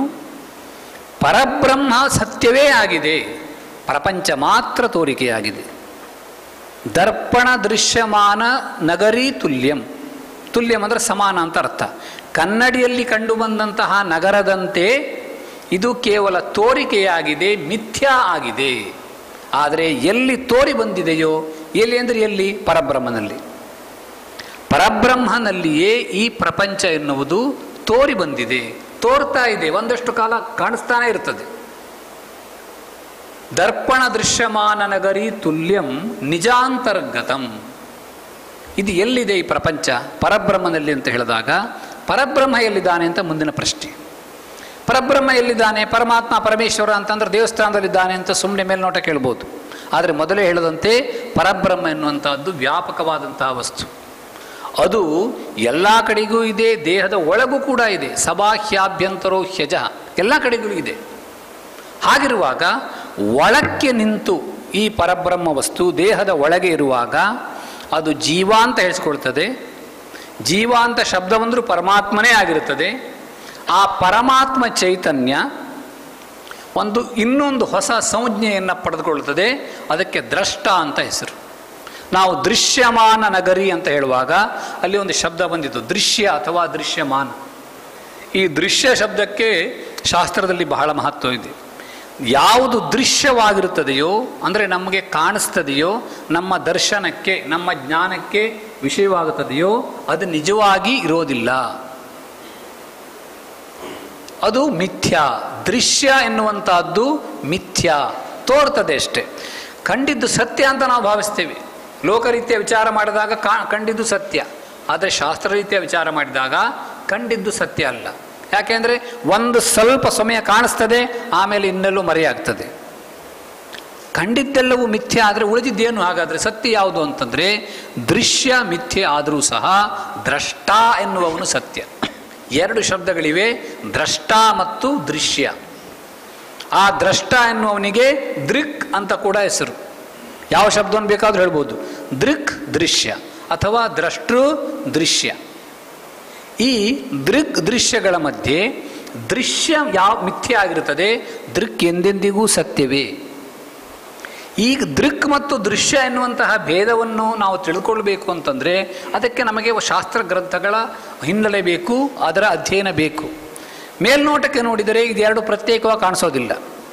ಈಗ ನಾನು ಅಂತ ಯಾವಾಗ ನಮ್ಮ ದೇಹವನ್ನು ಕುರಿತು ನಾವು ವ್ಯವಹಾರದಲ್ಲಿ ಹೇಳ್ಕೊಳ್ತೇವೆಯೋ ಆವಾಗ ನಾನು ಒಂದು ತಕ್ಷಣ ದೇಹ ಅಂತ ಅನಿಸ್ತದೆ. ಆದರೆ ಈ ದೇಹವೂ ಸಹ ದೃಶ್ಯವೇ ಆಗಿದೆ, ದ್ರಷ್ಟರ ಅಲ್ಲ. ನಮ್ಮ ಕಣ್ಣಿಗೆ ಕಾಣಿಸ್ತದೆ, ನಮ್ಮ ಕಣ್ಣಿಗೆ ಕಾಣಿಸ್ತಾ ಇದೆ ಅಂತಂದರೆ ಈ ಕಾಣಿಸುವಂತಹ ವಸ್ತು ಬೇರೆ, ನೋಡಲ್ಪಡುವ ವಸ್ತು ಬೇರೆ, ನೋಡುವ ವ್ಯಕ್ತಿ ಬೇರೆ. ಅದು ಯಾವುದೇ ಒಂದು ವಿಷಯ ಆಗಿರಬಹುದು. ಒಂದು ವಿಷಯದ ಕುರಿತು ಜ್ಞಾನ ಬಂದಿದೆ ಅಂತಂದರೆ ಆ ಜ್ಞಾನಕ್ಕೆ ದರ್ಶನಕ್ಕೆ ಒಂದು ವಿಷಯ ಬೇಕು. ಅದು ವಿಷಯ ಆಗಿದೆ ಅಂತ ಅಂದರೆ ಅದನ್ನು ವಿಷಯೀಕರಿಸುವಂತಹ ದ್ರಷ್ಟ ಬೇರೊಬ್ಬನು ಬೇಕು. ಈ ಎರಡರ ಮಧ್ಯದಲ್ಲಿ ದ್ರಷ್ಟೃ ಮತ್ತು ದೃಶ್ಯ ಅಥವಾ ದೃಗ್ ಮತ್ತು ದೃಶ್ಯಗಳ ಮಧ್ಯೆ ದೃಶ್ಯ ಮಿಥ್ಯೆ, ದೃಕ್ ಸತ್ಯ. ಆ ದೃಕ್ ಎನ್ನುವಂಥದ್ದು, ಆ ದ್ರಷ್ಟ ಎನ್ನುವಂಥವನು ಅವನು ಎಲ್ಲ ಕಾಲದಲ್ಲಿಯೂ ಎಲ್ಲ ಅವಸ್ಥೆಗಳಲ್ಲಿಯೂ ಇರುವಂಥವನು.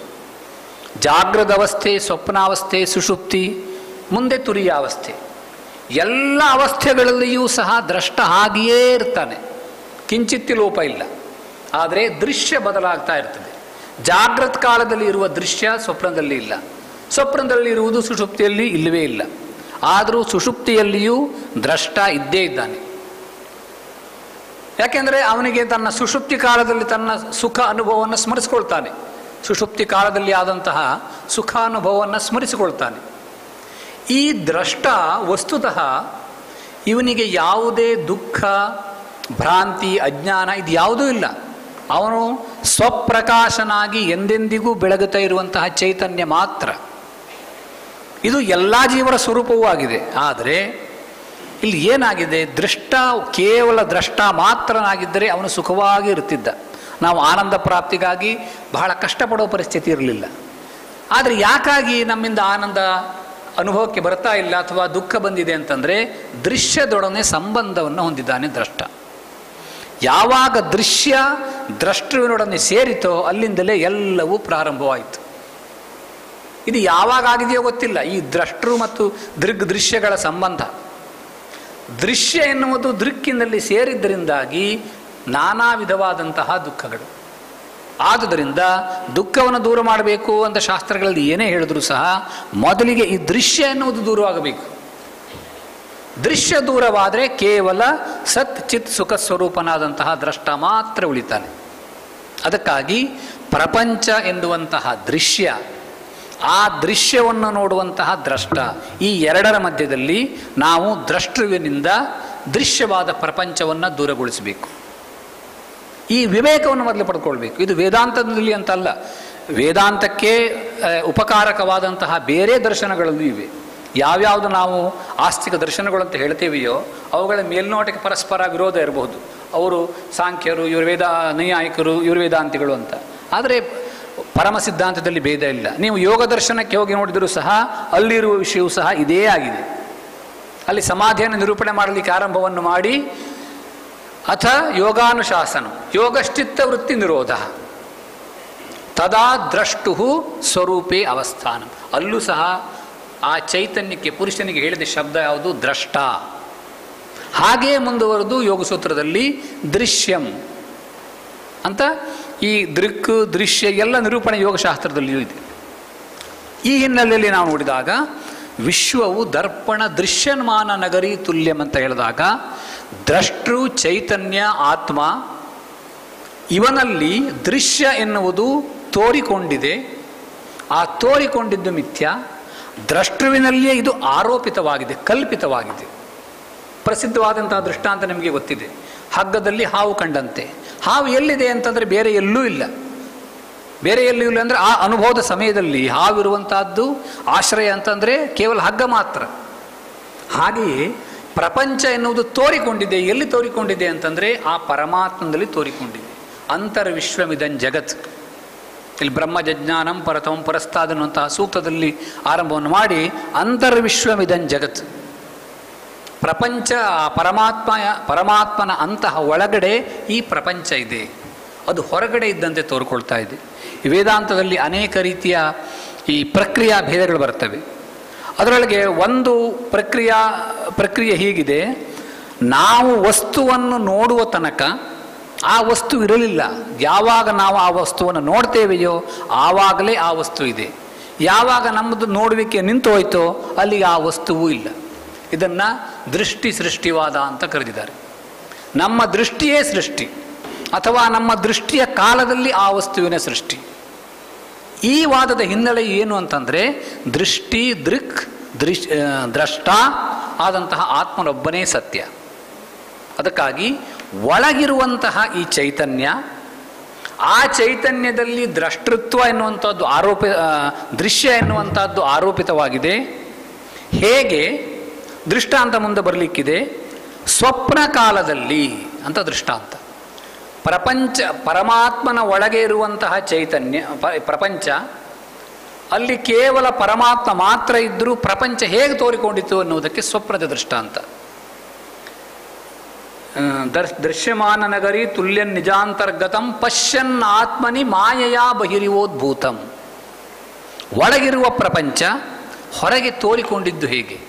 ಪರಬ್ರಹ್ಮನಲ್ಲಿ ಪರಮಾತ್ಮನಲ್ಲಿರುವಂತಹ ಪ್ರಪಂಚ ಹೊರಗೆ ತೋರಿಕೊಳ್ಳಲಿಕ್ಕೆ ಹೇಗೆ ಸಾಧ್ಯ ಅಂತಂದರೆ ಅದಕ್ಕೆ ಮಾಯೆಯ ಬಹಿಹಿ ಉದ್ಭೂತಮಿವ.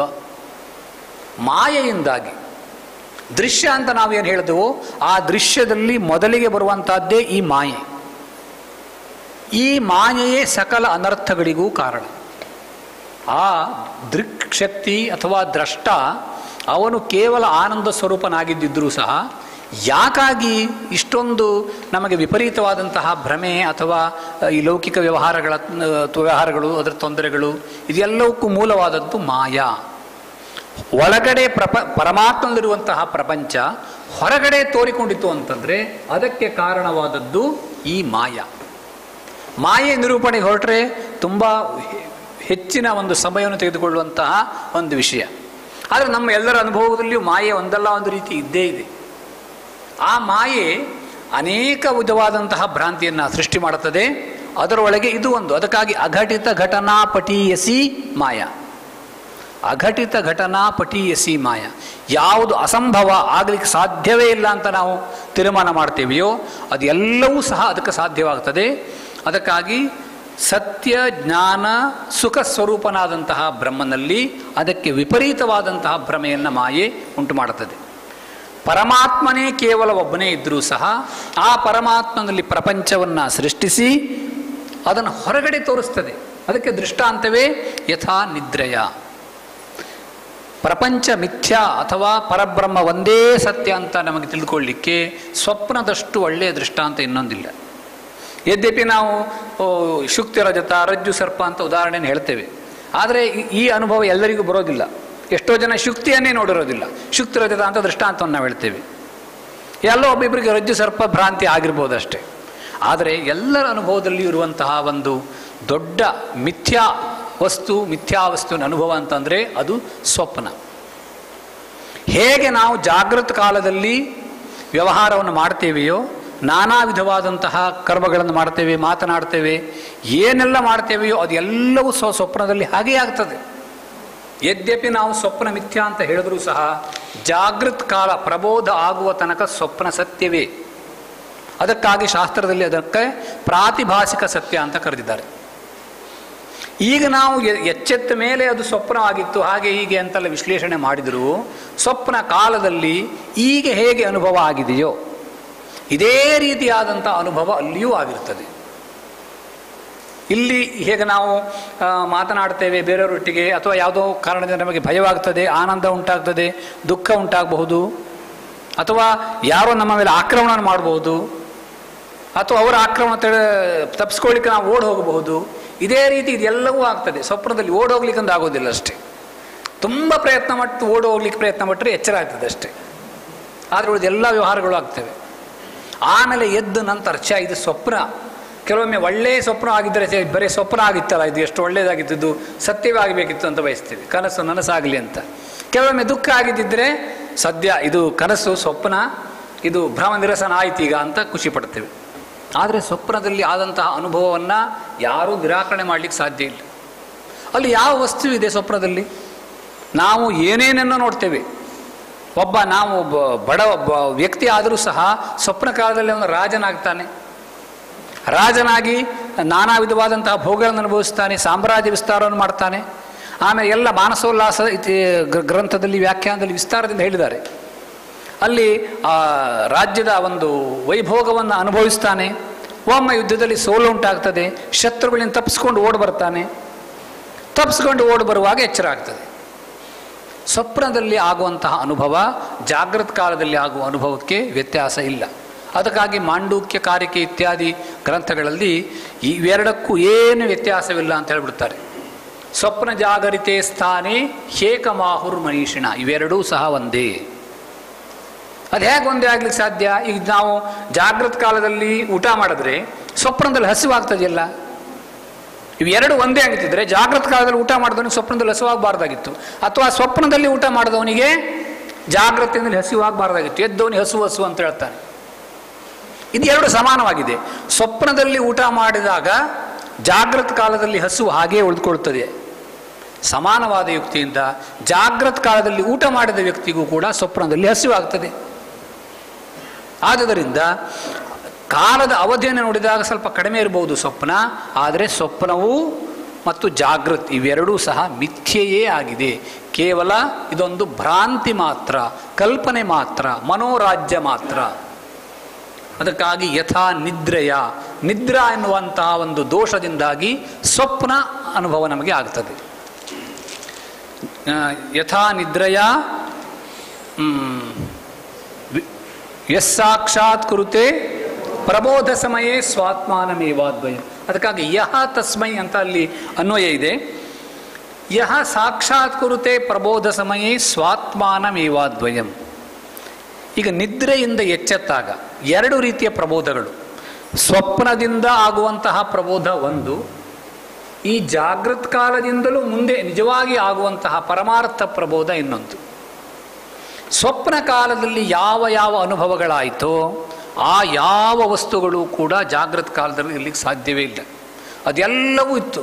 ಮೊದಲು ಹೇಳದಂತೆ ಆ ರಾಜನ ಮಹಾನ್ ಸಾಮ್ರಾಜ್ಯವೇ ಇತ್ತು ಸ್ವಪ್ನ ಕಾಲದಲ್ಲಿ. ಎಚ್ಚರವಾದಾಗ ಕೇವಲ ಒಬ್ಬ ವ್ಯಕ್ತಿ ಮಾತ್ರ ಇದ್ದ. ಇದು ಪ್ರಬೋಧ ಕಾಲದಲ್ಲಿ ಉಂಟಾದದ್ದು. ಪ್ರಬೋಧ ಅಂತಂದರೆ ಈಗಿನ ನಮ್ಮ ಜಾಗೃತ ಅವಸ್ಥೆ. ಜಾಗೃತ ಅವಸ್ಥೆಯಲ್ಲಿ ಸ್ವಪ್ನದಲ್ಲಿ ಕಂಡದ್ದು ಮಿಥ್ಯಾ ಅಂತ ನಮಗೆ ಗೊತ್ತಾಗ್ತದೆ. ಹಾಗೆಯೇ ಜಾಗೃತ ಅವಸ್ಥೆಯಲ್ಲಿ ನಾವು ಸತ್ಯ ಅಂತ ಏನು ಕಂಡಿದ್ದೇವೆಯೋ ಇದು ಕೂಡ ಮಿಥ್ಯೆಯೇ ಆಗಿದೆ. ಅದಕ್ಕಾಗಿ ವೇದಾಂತದಲ್ಲಿ ಪ್ರಾತಿಭಾಸಿಕ, ವ್ಯಾವಹಾರಿಕ ಮತ್ತು ಪಾರಮಾರ್ಥಿಕ ನಿದ್ರೆ ಅಂತಂದರೆ ಎರಡು ರೀತಿಯ ನಿದ್ರೆಗಳೀಗ. ಹೇಗೆ ಪ್ರತಿನಿತ್ಯವೂ ನಾವು ರಾತ್ರಿಯಲ್ಲಿಯೋ ಅಥವಾ ಕೆಲವೊಮ್ಮೆ ಉಪನ್ಯಾಸ ಕಾಲದಲ್ಲಿಯೋ ಮಾಡುವಂತಹ ನಿದ್ರೆ ಒಂದು. ಇನ್ನೊಂದು ನಿದ್ರೆ ಅವಿದ್ಯಾ ಅಥವಾ ಮಾಯಾ ಎನ್ನುವಂತಹ ನಿದ್ರೆ. ಅದಕ್ಕಾಗಿ ಅನಾದಿ ಮಾಯೆಯ ಸುಪ್ತ, ಮಾಂಡುಕ್ಯ ಕಾರಿಕೆಯಲ್ಲಿ ಅನಾದಿ ಮಾಯೆಯ ಸುಪ್ತ ದೊಡ್ಡ ನಿದ್ರೆ. ಈ ನಿದ್ರೆ ಯಾವಾಗಿಂದ ಪ್ರಾರಂಭ ಆಗಿದೆ ಗೊತ್ತಿಲ್ಲ. ಇದು ಅನಾದಿ. ನಿದ್ರೆ ಮಾಡ್ತಾನೇ ಇದ್ದೇವೆ. ಇದನ್ನು ಎಚ್ಚರ ಅಂತ ಕೂಡ ಭಾವಿಸಿದ್ದೇವೆ. ನಾನು ಎಚ್ಚರವಾಗಿದ್ದೇನೆ, ನಿದ್ದೆ ಮಾಡ್ತಾ ಇಲ್ಲ ಅಂತಲೂ ಭಾವಿಸಿದ್ದೇವೆ. ಇದೂ ಕೂಡ ನಿದ್ರೆಯೇ. ಈ ಮಾಯೆ ಅಥವಾ ಅವಿದ್ಯೆ, ಈ ನಿದ್ರೆ ನಿವೃತ್ತಿ ಆಗಬೇಕು ಅಂತಂದರೆ ಇದಕ್ಕೆ ನಮಗೆ ಆ ದಕ್ಷಿಣಾಮೂರ್ತಿ ಅನುಗ್ರಹದಿಂದ ಜ್ಞಾನೋದಯ ಆಗುವುದು ಅತ್ಯಂತ ಅನಿವಾರ್ಯ. ಹೇಗೆ ಎಚ್ಚರವಾದಾಗ ಸ್ವಪ್ನದ ನಿವೃತ್ತಿ ಆಯಿತು, ಹಾಗೆಯೇ ಆ ಪರಮಾತ್ಮ ತತ್ವ ವಿಜ್ಞಾನದಿಂದಾಗಿ ಈ ಮಾಯಾ ಎನ್ನುವಂತಹ ನಿದ್ರೆಯೇ ನಿವೃತ್ತಿ. ಎಸ್ ಸಾಕ್ಷಾತ್ ಕೊರುತೆ ಪ್ರಬೋಧ ಸಮಯೇ ಸ್ವಾತ್ಮಾನಮೇವಾದ್ವಯ. ಸ್ವಪ್ನದಿಂದ ಎಚ್ಚರ ಆಗುವುದು ಸುಲಭ, ಬಹಳ ಪ್ರಯತ್ನ ಬೇಡ. ನಮ್ಮ ಕರ್ಮಾನುಸಾರವಾಗಿ ಸ್ವಪ್ನವೂ ಬರುತ್ತದೆ, ಜಾಗೃತ ಅವಸ್ಥೆಯೂ ಬರುತ್ತದೆ.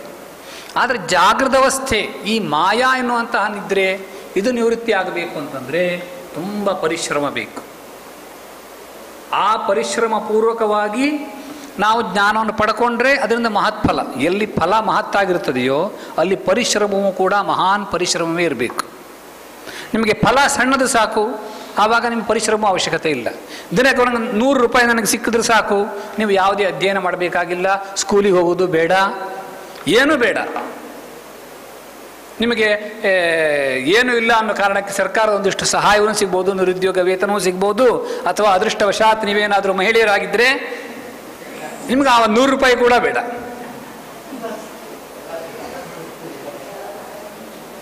ಇಷ್ಟು ಆದರೆ ನಮ್ಮ ಜೀವನ ನಿರ್ವಹಣೆ ಆಗ್ತದೆ, ಊಟ ತಿಂಡಿಗೆ ಏನು ತೊಂದರೆ ಇಲ್ಲ, ಬೇರೆ ಬೇರೆ ಕ್ಷೇತ್ರಗಳ ದರ್ಶನವನ್ನು ಮಾಡ್ಬೋದು, ಓಡಾಡ್ಕೊಂಡು ಬರ್ಬೋದು.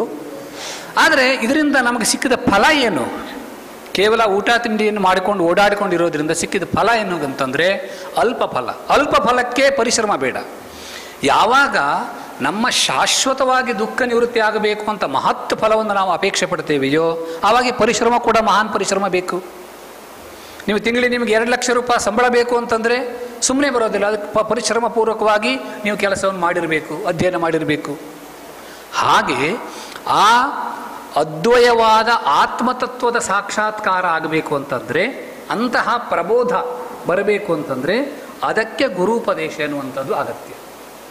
ಗುರುಮುಖ ಉಪದಿಷ್ಟವಾದಂತಹ ಶಾಸ್ತ್ರ ಉಪದೇಶದಿಂದ ಯಸ್ ಸಾಕ್ಷಾತ್ ಕುರುತೆ ಪ್ರಬೋಧ ಸಮಯೇ ಸ್ವಾತ್ಮಾನಮೇವಾದ್ವಯಂ, ಆ ಪರತತ್ವದ ಪರಿಜ್ಞಾನವಾದಾಗ ಉಳಿಯುವಂಥದ್ದು ಏನು ಅಂತಂದರೆ ಅದ್ವಯಂ. ಈ ಅದ್ವಯ ಅದ್ವಯ ಅದ್ವೈತ ಏಕ ಏಕತ್ವ ಇಡೀ ಉಪನಿಷತ್ತುಗಳು, ಇಡೀ ನಮ್ಮ ವೇದಶಾಸ್ತ್ರ ಪುರಾಣಗಳ ಸಾರ ಅಡಗಿರುವುದೇ ಇಲ್ಲಿ. ಈ ಶಬ್ದವನ್ನು ಬಿಟ್ಟು ಬೇರೆ ಇಲ್ಲ. ಅದ್ವಯ ಅದ್ವೈತ ಏಕ ಏಕತ್ವ, ಅಥವಾ ಕೆಲವು ಕಡೆಗೆ ಸಮ, ಭಗವದ್ಗೀತೆಯಲ್ಲಿ ಅನೇಕ ಕಡೆ ಸಮ ಎನ್ನುವಂತಹ ಶಬ್ದ ಇದೆ. ಈ ಅದ್ವೈತದ ಉಪದೇಶವೇ ಎಲ್ಲ ಗ್ರಂಥಗಳಲ್ಲಿ ಇರುವಾಗ ನಮ್ಮ ಭ್ರಾಂತಿ ಏನು? ಪ್ರತಿಯೊಬ್ಬ ವ್ಯಕ್ತಿಯೂ ಕೂಡ ಬೇರೆ ಬೇರೆ ಅಂತ ಭಾವಿಸ್ತೇವೆ, ಭೇದವೇ ಸತ್ಯ ಅಂತ ಭಾವಿಸ್ತೇವೆ. ಆ ಭೇದವೇ ಸತ್ಯ ಅಂತ ಭಾವಿಸಿದ್ದರಿಂದಾಗಿಯೇ ನಮ್ಮ ಎಲ್ಲ ವಿಧವಾದಂತಹ ರಾಗದ್ವೇಷಗಳು, ಅದರಿಂದ ಉಂಟಾಗುವಂತಹ ಪ್ರವೃತ್ತಿಗಳು. ಅದಕ್ಕಾಗಿ ಭಜ ಗೋವಿಂದಂ ಎನ್ನುವಂತಹ ಪ್ರಸಿದ್ಧವಾದಂತಹ ಸ್ತೋತ್ರದಲ್ಲಿ ಭಗವತ್ಪಾದರು ತ್ವಯಿ ಮೈ ಚಾನ್ಯತ್ರೈಕೋ ವಿಷ್ಣು ವ್ಯರ್ಥಂ ಕುಪ್ಯಸಿ ಮೈ ಯಸ ವಿಷ್ಣು. ಒಬ್ಬ ವ್ಯಕ್ತಿ ಇನ್ನೊಬ್ಬನನ್ನು ದ್ವೇಷ ಮಾಡ್ತಾನೆ ಅಂತದ್ರ ಕಾರಣ ಏನು? ಅವನು ಬೇರೆ, ನಾನು ಬೇರೆ. ಇಲ್ಲಿ ಭೇದ ಬುದ್ಧಿ ಇದೆ, ಎಲ್ಲ ಕಡೆಗೂ ಭೇದ ಬುದ್ಧಿಯೇ ಇರ್ತದೆ. ರಾಗದ್ವೇಷಗಳ ಉತ್ಪತ್ತಿಗೆ ಈ ಭೇದ ಬುದ್ಧಿಯೇ ಕಾರಣ. ಅದಕ್ಕಾಗಿ ಈ ಅಭೇದ ಬುದ್ಧಿ ಅಥವಾ ಅದ್ವೈತ ತತ್ವಜ್ಞಾನ ಎನ್ನುವಂಥದ್ದು ಇದು ರಾಗದ್ವೇಷಗಳನ್ನು ನಿವೃತ್ತಿ ಮಾಡುವಂಥದ್ದು, ಇದು ಶಾಂತಿಯನ್ನು ಹುಟ್ಟಿಸುವಂಥದ್ದು. ಇವತ್ತಿಗೂ ನಾವು ಶಾಂತಿ ಅಥವಾ ಸಹಬಾಳ್ವೆ, ಸಮತ್ವ, ಬೇರೆ ಬೇರೆ ಶಬ್ದಗಳನ್ನು ಹೇಳ್ಬೋದು. ಆದರೆ ಎಲ್ಲಿಯ ತನಕ ಈ ಏಕತ್ವದ ಒಂದು ಸಿದ್ಧಾಂತ ನಮಗೆ ಅರ್ಥವಾಗುವುದಿಲ್ವೋ ಅಲ್ಲಿಯ ತನಕ ರಾಗದ್ವೇಷಗಳ ನಿವೃತ್ತಿ ಅನ್ನೋದು ಸಾಧ್ಯ ಇಲ್ಲ. ಪರಸ್ಪರರಲ್ಲಿ ರಾಗದ್ವೇಷ ನಿವೃತ್ತಿ, ನಮ್ಮಲ್ಲಿಯೇ ನಮ್ಮ ಮನಸ್ಸಿನಲ್ಲಿಯೇ ಮೂಡಿಬರುವಂತಹ ಈ ರಾಗದ್ವೇಷಗಳ ನಿವೃತ್ತಿ, ಈ ಎರಡಕ್ಕೂ ಸಹ ಒಂದೇ ತತ್ವದ ಜ್ಞಾನ, ಎರಡಕ್ಕೂ ಪರಿಹಾರ. ಅದೇನು ಅಂತಂದರೆ ಒಂದೇ ಸಚ್ಚಿತ್ ಸುಖ ಸ್ವರೂಪ ಆತ್ಮ ಬೇರೆ ನನ್ನ ದೇಹದಲ್ಲಿ ಹೇಗೆ ಇದ್ದಾನೋ ಹಾಗೆ ಬೇರೆಯವ್ರ ದೇಹದಲ್ಲಿ ಇದ್ದಾನೆ. ನನ್ನ ದೇಹದಲ್ಲಿ ನನಗೆ ನನ್ನ ಸುಖ ಸ್ವರೂಪದ ಅನುಭವ ಬರದೇ ಹೋದರೂ ಸಹ, ನಾನು ದುಃಖಿ ಅಂತ ನನ್ನನ್ನು ನಾನು ಭಾವಿಸಿದರೂ ಸಹ ಈ ದುಃಖ ಎನ್ನುವಂಥದ್ದು ನಿವೃತ್ತಿಯಾಗುತ್ತದೆ. ಹಾಗಾಗಿ ನಾನು ಭಯಪಡುವಂಥ ಅವಶ್ಯಕತೆ ಇಲ್ಲ. ಯಾವಾಗ ತುಂಬ ನಾವು ಚಿಂತೆ ಮಾಡಬೇಕಾಗಿತ್ತು ಅಂದರೆ ನಿಜವಾಗಿಯೂ ಈ ದುಃಖ ನಿವೃತ್ತಿ ಮಾಡಲಿಕ್ಕೇ ಸಾಧ್ಯ ಇಲ್ಲ, ಆನಂದ ಪ್ರಾಪ್ತಿ ಅನ್ನೋದು ನಿಮಗೆ ಆಗಲಿಕ್ಕೆ ಸಾಧ್ಯ ಇಲ್ಲ ಅಂತಾಗಿದ್ದರೆ ಚಿಂತೆ ಮಾಡಬೇಕಾದ ವಿಷಯ ಆಗಿತ್ತು. ಯಾಕೆಂದರೆ ಇಲ್ವಲ್ಲ, ನಿರಾಶರಾಗಬೇಕಾಗಿತ್ತು. ಆದರೆ ದುಃಖ ಎನ್ನುವಂಥದ್ದು ನಿವೃತ್ತಿ ಆಗಿಯೇ ಆಗ್ತದೆ, ಸುಖ ಎನ್ನುವಂಥದ್ದು ಅವಶ್ಯವಾಗಿ ಪ್ರಾಪ್ತಿ ಆಗಿಯೇ ಆಗ್ತದೆ. ಈ ಒಂದು ದೃಢವಾದ ತತ್ವ ಹಿನ್ನೆಲೆಯಲ್ಲಿ ಇರೋದರಿಂದ ವ್ಯವಹಾರ ದಿಶೆಯಲ್ಲಿ ಬರುವಂತಹ ಈ ವ್ಯಾವಹಾರಿಕ ಸಮಸ್ಯೆಗಳು, ಕಷ್ಟವೋ ನಷ್ಟವೋ ಯಾವುದೇ ಇದ್ದರೂ ಸಹ ನಮ್ಮ ಸುಷುಪ್ತಿಯನ್ನು ನಾವು ಒಮ್ಮೆ ನೆನಪು ಮಾಡಿಕೊಂಡ್ರು ಸಾಕು. ವ್ಯವಹಾರದಲ್ಲಿ ತುಂಬ ನಷ್ಟ ಆಗಿರಬಹುದು, ಅಥವಾ ಯಾವುದೋ ಬಂಧು ಬಾಂಧವರ ವಿಯೋಗದಿಂದ ದುಃಖ ಆಗಿರಬಹುದು, ಅಥವಾ ಏನೇನೋ ನಿರುದ್ಯೋಗ ಅದರಿಂದಾಗಿ ಏನಾದರೂ ಸಮಸ್ಯೆ ಆಗಿರಬಹುದು, ಅಥವಾ ಮದುವೆ ಆಗಲಿಲ್ಲ ಅಂತ ಸಮಸ್ಯೆ ಆಗಿರ್ಬೋದು, ಅಥವಾ ಮದುವೆ ಆಗೋಗಿದೆ ಅಂತ ಕೂಡ ಸಮಸ್ಯೆ ಆಗ್ಬೋದು.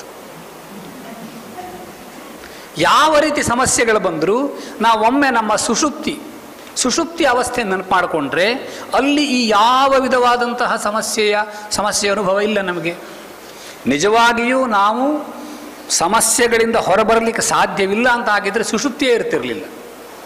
ಸುಷುಪ್ತಿ ಅನ್ನುವಂತಹ ನಮಗೆ ಒಂದು ಆಶಾಕಿರಣ ಅಂತ ಹೇಳ್ತಾರಲ್ಲ, ಆ ರೀತಿಯಲ್ಲಿ ಕೇವಲ ಸುಖ ಸ್ವರೂಪ ಇರುವಂಥ ಒಂದು ಅವಸ್ಥೆ ಇದೆ.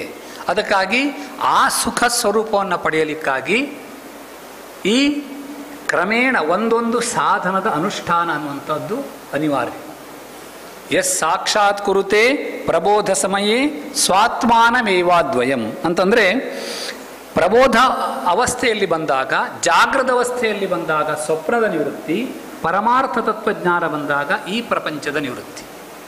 ಈ ಎರಡು ರೀತಿಯ ನಿವೃತ್ತಿ, ಎರಡು ರೀತಿಯ ಪ್ರಬೋಧ. ಹೀಗೆ ಇಂತಹ ಒಂದು ಪರಮಾರ್ಥ ತತ್ವದ ಪ್ರಬೋಧ ಆಗಬೇಕು ಅಂತಂದರೆ ಇದಕ್ಕೆ ಸಾಧನಾನುಷ್ಠಾನ ಬೇಕು. ಈ ರೀತಿಯಾಗಿ ದಕ್ಷಿಣಾಮೂರ್ತಿ ಒಬ್ಬ ಗುರುವಿನ ರೂಪದಲ್ಲಿ ನಿಂತು, ಶಿಷ್ಯನ ರೂಪದಲ್ಲಿ ನಿಂತು, ಜೊತೆಗೆ ಗುರು ಆ ಶಿಷ್ಯನಿಗೆ ಯಾವ ತತ್ವವನ್ನು ಉಪದೇಶ ಮಾಡ್ತಾನೋ ಆ ತತ್ವದ ರೂಪದಲ್ಲಿ ನಿಂತು 3 ರೂಪಗಳನ್ನು ಧರಿಸಿ, ಈಶ್ವರೋ ಗುರುರಾತ್ಮೇತಿ 3 ರೂಪಗಳಲ್ಲಿ ನಿಂತು ಭಕ್ತರಿಗೆ ಅನುಗ್ರಹವನ್ನು ಮಾಡ್ತಾನೆ. ಇಲ್ಲಿ ಇದೊಂದು ವೇದಾಂತ ಸ್ತೋತ್ರ ಆಗಿರಬಹುದು, ಆದರೆ ವೇದಾಂತ ಎಂದೆಂದಿಗೂ ಸಹ ಲೌಕಿಕ ಜಗತ್ತಿನ ಸಮಸ್ಯೆಗಳಿಗೆ ಪರಿಹಾರ ಹೇಳೋದಿಲ್ಲ. ಅದೇ ಬೇರೆ, ಇದೇ ಬೇರೆ ಅಂತ ನಾವು ಭಾವಿಸಬಾರದು. ಭಗವದ್ಗೀತೆಯಂತಹ ಉತ್ಕೃಷ್ಟ ಗ್ರಂಥವನ್ನು ತೆಗೆದುಕೊಂಡು ನಾವು ನೋಡಿದಾಗ ಅಲ್ಲಿ ಏನಿಲ್ಲ, ವೇದಾಂತ ಇಲ್ಲ ಅಂತಲ್ಲ, ವೇದಾಂತವೇ ಇದೆ. ಆದರೆ ವ್ಯಾವಹಾರಿಕ ಜಗತ್ತಿನನ್ನು ಎದುರಿಸುವಂತಹ ಅರ್ಜುನನಿಗೆ ಉಪದೇಶ ಮಾಡಿದ್ದು ಭಗವಂತ. ನಮ್ಮ ಲೌಕಿಕ ಸಮಸ್ಯೆಗಳಿಗೆ ವೇದಾಂತ ಉಪದೇಶದಿಂದ ಪ್ರಯೋಜನ ಇಲ್ಲ ಅಂತ ಆಗಿದ್ದಿದ್ರೆ ಯುದ್ಧ ಮಾಡುವಂತಹ ಸಂದರ್ಭದಲ್ಲಿ ವೇದಾಂತ ಉಪದೇಶ ಪ್ರಧಾನವಾದಂತಹ ಗೀತೆಯನ್ನು ಹೇಳ್ತಾ ಇರಲಿಲ್ಲ ಭಗವಂತ. ವೇದಾಂತದ ಉಪದೇಶವನ್ನು ಮಾಡಿ ಭಗವಂತ ಅರ್ಜುನನನ್ನು ಯುದ್ಧದಲ್ಲಿ ಪ್ರವೃತ್ತಿಗೊಳಿಸಿದ. ಈಗ ವೇದಾಂತ ಉಪದೇಶವನ್ನು ಕೇಳಿ ಸನ್ಯಾಸಿ ಆಗಬೇಕಾಗಿತ್ತಲ್ಲ ಅರ್ಜುನ, ಭಗವಂತನೇ ಸನ್ಯಾಸಿ ಆಗಬಾರದು, ನಿಗದಕ್ಕೆ ಅರ್ಹತೆ ಇಲ್ಲ ಅಂತ ಹೇಳಿದ್ದಾನೆ. ಇದರಿಂದ ನಮಗೆ ಏನು ಗೊತ್ತಾಗ್ತಿದೆ ಅಂತಂದರೆ, ಕರ್ಮಾನುಷ್ಠಾನ ಎನ್ನುವಂಥದ್ದು ಸಹ ಜ್ಞಾನ ಮಾರ್ಗಕ್ಕೆ ಪ್ರತಿಕೂಲ ಅಲ್ಲ. ಆ ದೃಷ್ಟಿಯಿಂದ ವೇದಾಂತ ತತ್ವದ ಉಪದೇಶ ಇದು ಪ್ರತಿಯೊಂದು ದಕ್ಷಿಣಾಮೂರ್ತಿ ಸ್ತೋತ್ರದಲ್ಲಿಯೂ ಅಡಕವಾಗಿರುವಂತಹ ಅಂಶ. ನಾವು ಆರಂಭದಿಂದ ಇನ್ನು ಗಮನಿಸೋದಾದರೆ, ವಿಶ್ವಂ ದರ್ಪಣ ದೃಶ್ಯಮಾನ ನಗರಿ ತುಲ್ಯಂ, ಇಡೀ ಪ್ರಪಂಚವೂ ಸಹ ಕನ್ನಡಿಯಲ್ಲಿ ಕಂಡುಬರುವಂತಹ ನಗರದಂತೆ ಕೇವಲ ತೋರಿಕೆ ಮಾತ್ರವಾಗಿದೆ. ಎಲ್ಲಿದೆ ಇದು? ಈ ಪ್ರಪಂಚ ಎನ್ನುವಂತಹದ್ದು ಪರಮಾತ್ಮನಲ್ಲಿ ಇದೆ. ನಿಜಾಂತರ್ಗತಂ ಪಶ್ಯನ್ನಾತ್ಮನಿ ಮಾಯೆಯ ಬಹಿರಿವ ಉದ್ಭೂತಂ, ತನ್ನಲ್ಲೇ ಇರುವಂತಹ ಪ್ರಪಂಚವನ್ನು ಹೊರಗಡೆ ಮಾಯೆಯಿಂದಾಗಿ ಹೊರಗೆ ಇದೆ ಇದೆಯೋ ಎನ್ನುವ ರೀತಿಯಲ್ಲಿ ಇವ ಶಬ್ದ ಇದೆ. ಪಶ್ಯನ್ನಾತ್ಮನಿ ಮಾಯೆಯ ಬಹಿರಿವ. ಇಲ್ಲಿ ಇನ್ನೊಂದು ಅಂಶವನ್ನು ಗಮನಿಸಬೇಕು. ನಾವು ದೃಷ್ಟಾಂತವನ್ನು ಭೇದವನ್ನು ನಾವು ಹೇಳಿದ್ದೇನೆ. ಶೂನ್ಯವಾದವೇ ಬೇರೆ, ವೇದಾಂತವಾದವೇ ಬೇರೆ. ಈ ಬೌದ್ಧರಲ್ಲಿಯೇ ಇನ್ನೊಂದು ವಾದ ಇದೆ. ಅದೇನು ಅಂತಂದರೆ ವಿಜ್ಞಾನವಾದ ಅಂತ ಹೆಸರು. ವಿಜ್ಞಾನವಾದ ಅಂತಂದರೆ ಏನು? ಕೇವಲ ಒಳಗೆ ಇರುವಂತಹ ಜ್ಞಾನ ಮಾತ್ರ ಸತ್ಯ, ಹೊರಗೆ ಪ್ರಪಂಚ ಇಲ್ಲವೇ ಇಲ್ಲ ಅಂತ ಅವ್ರು ಹೇಳ್ತಾರೆ. ಒಳಗೆ ಇರುವಂತಹ ಜ್ಞಾನವೇ ಹೊರಗೆ ಇದ್ದಂತೆ ತೋರ್ತದೆ ಅಂತ ಹೇಳ್ತಾರೆ. ಇದು ವಿಜ್ಞಾನವಾದ. ವಿಷಯಕ್ಕೆ ಜ್ಞಾನಕ್ಕಿಂತಲೂ ಬೇರೆಯಾದ ಸತ್ತ ಅಂದರೆ ಪೃಥಕ್ಕಾಗಿದೆ ಅಂತ ಅವರು ಒಪ್ಕೊಳ್ಳೋದಿಲ್ಲ. ಆದರೆ ಆ ವಿಜ್ಞಾನವಾದ ಬೇರೆ, ವೇದಾಂತಗಳು ಹೇಳುವ ಸಿದ್ಧಾಂತವೇ ಬೇರೆ. ಯಾಕೆ ಬೇರೆ ಆಗಿದೆ ಅಂತಂದರೆ, ಅವರು ಹೇಳುವಂತಹ ಆ ವಿಜ್ಞಾನ, ಒಳಗೆ ವಿಜ್ಞಾನ ಇದೆ ಅಂತ ಏನು ಹೇಳ್ತಾರೋ, ವಿಜ್ಞಾನ ಅಂತಂದರೆ ಜ್ಞಾನ ಅಂತ ಇಷ್ಟೇ ಅರ್ಥ, ಸೈನ್ಸ್ ಅಂತ ಹಾಗೆ ಅರ್ಥವನ್ನು ಮಾಡುವಾಗಿಲ್ಲ. ಜ್ಞಾನಕ್ಕೆ ಇನ್ನೊಂದು ಹೆಸರು ವಿಜ್ಞಾನ. ಒಳಗೆ ಇರುವಂತಹ ವಿಜ್ಞಾನ ಅದು ಕ್ಷಣಿಕ ವಿಜ್ಞಾನ ಬೌದ್ಧರ ದೃಷ್ಟಿಯಲ್ಲಿ. ಬೌದ್ಧರ ದೃಷ್ಟಿಯಲ್ಲಿ ಜ್ಞಾನ ಅಥವಾ ವಿಜ್ಞಾನ ಕ್ಷಣಿಕ. ಆ ಕ್ಷಣಿಕವಾದ ವಿಜ್ಞಾನ ಹೊರಗಡೆ ತೋರ್ಕೊಳ್ತದ್ದು ಹೇಳ್ತಾರೆ. ಆದರೆ ಶಾಶ್ವತವಾದಂತಹ ಒಂದು ವಸ್ತು ಇಲ್ಲದೆ ಹೋದರೆ ಕೇವಲ ಹೊರಗಡೆ ತೋರಿಕೊಂಡಿದೆ ಅಂತ ಹೇಳಲಿಕ್ಕೆ ಸಾಧ್ಯ ಇಲ್ಲ. ಈಗ ಜ್ಞಾನ ಹುಟ್ಟುವುದು ಯಾರಿಗೆ? ವಿಷಯ ತೋರಿಕೊಂಡಿದ್ದು ಯಾರಿಗೆ? ಒಬ್ಬ ಸ್ಥಿರವಾದಂತಹ ಆತ್ಮನನ್ನು ಒಪ್ಪಿಕೊಂಡ್ರೆ ಆ ಆತ್ಮನಲ್ಲಿ ಮನಸ್ಸಿನ ಸಂಬಂಧದಿಂದಾಗಿ ಜ್ಞಾನ ಉತ್ಪತ್ತಿ ಆಗ್ತದೆ, ಹೊರಗಡೆ ಜ್ಞೇಯ ವಸ್ತುವಿನ ವಿಷಯ ಜ್ಞಾನವಾಗ್ತದೆ ಅಂತ ಹೇಳ್ಬೋದು. ಆದರೆ ಸ್ಥಾಯಿ ಸ್ಥಿರವಾದಂತಹ ಒಬ್ಬ ಆತ್ಮನನ್ನು ಬೌದ್ಧ ಸಿದ್ಧಾಂತದಲ್ಲಿ ಒಪ್ಪಿಕೊಂಡಿಲ್ಲ. ಅದಕ್ಕಾಗಿ ಬೌದ್ಧ ಸಿದ್ಧಾಂತವನ್ನು ಎಂದೆಂದಿಗೂ ನಾವು ಪ್ರತ್ಯೇಕವಾಗಿ ಇಡಬೇಕು ಹೊರತು ವೈದಿಕ ಸಿದ್ಧಾಂತಗಳೊಡನೆ ಸೇರಿಸಲಿಕ್ಕೆ ಸಾಧ್ಯ ಇಲ್ಲ. ಇದು ಪರಿಶುದ್ಧವಾದಂತಹ ವೈದಿಕ ಸಿದ್ಧಾಂತ. ಯಾವುದು? ಸ್ಥಿರವಾದಂತಹ ಆತ್ಮನೊಬ್ಬನಿದ್ದಾನೆ.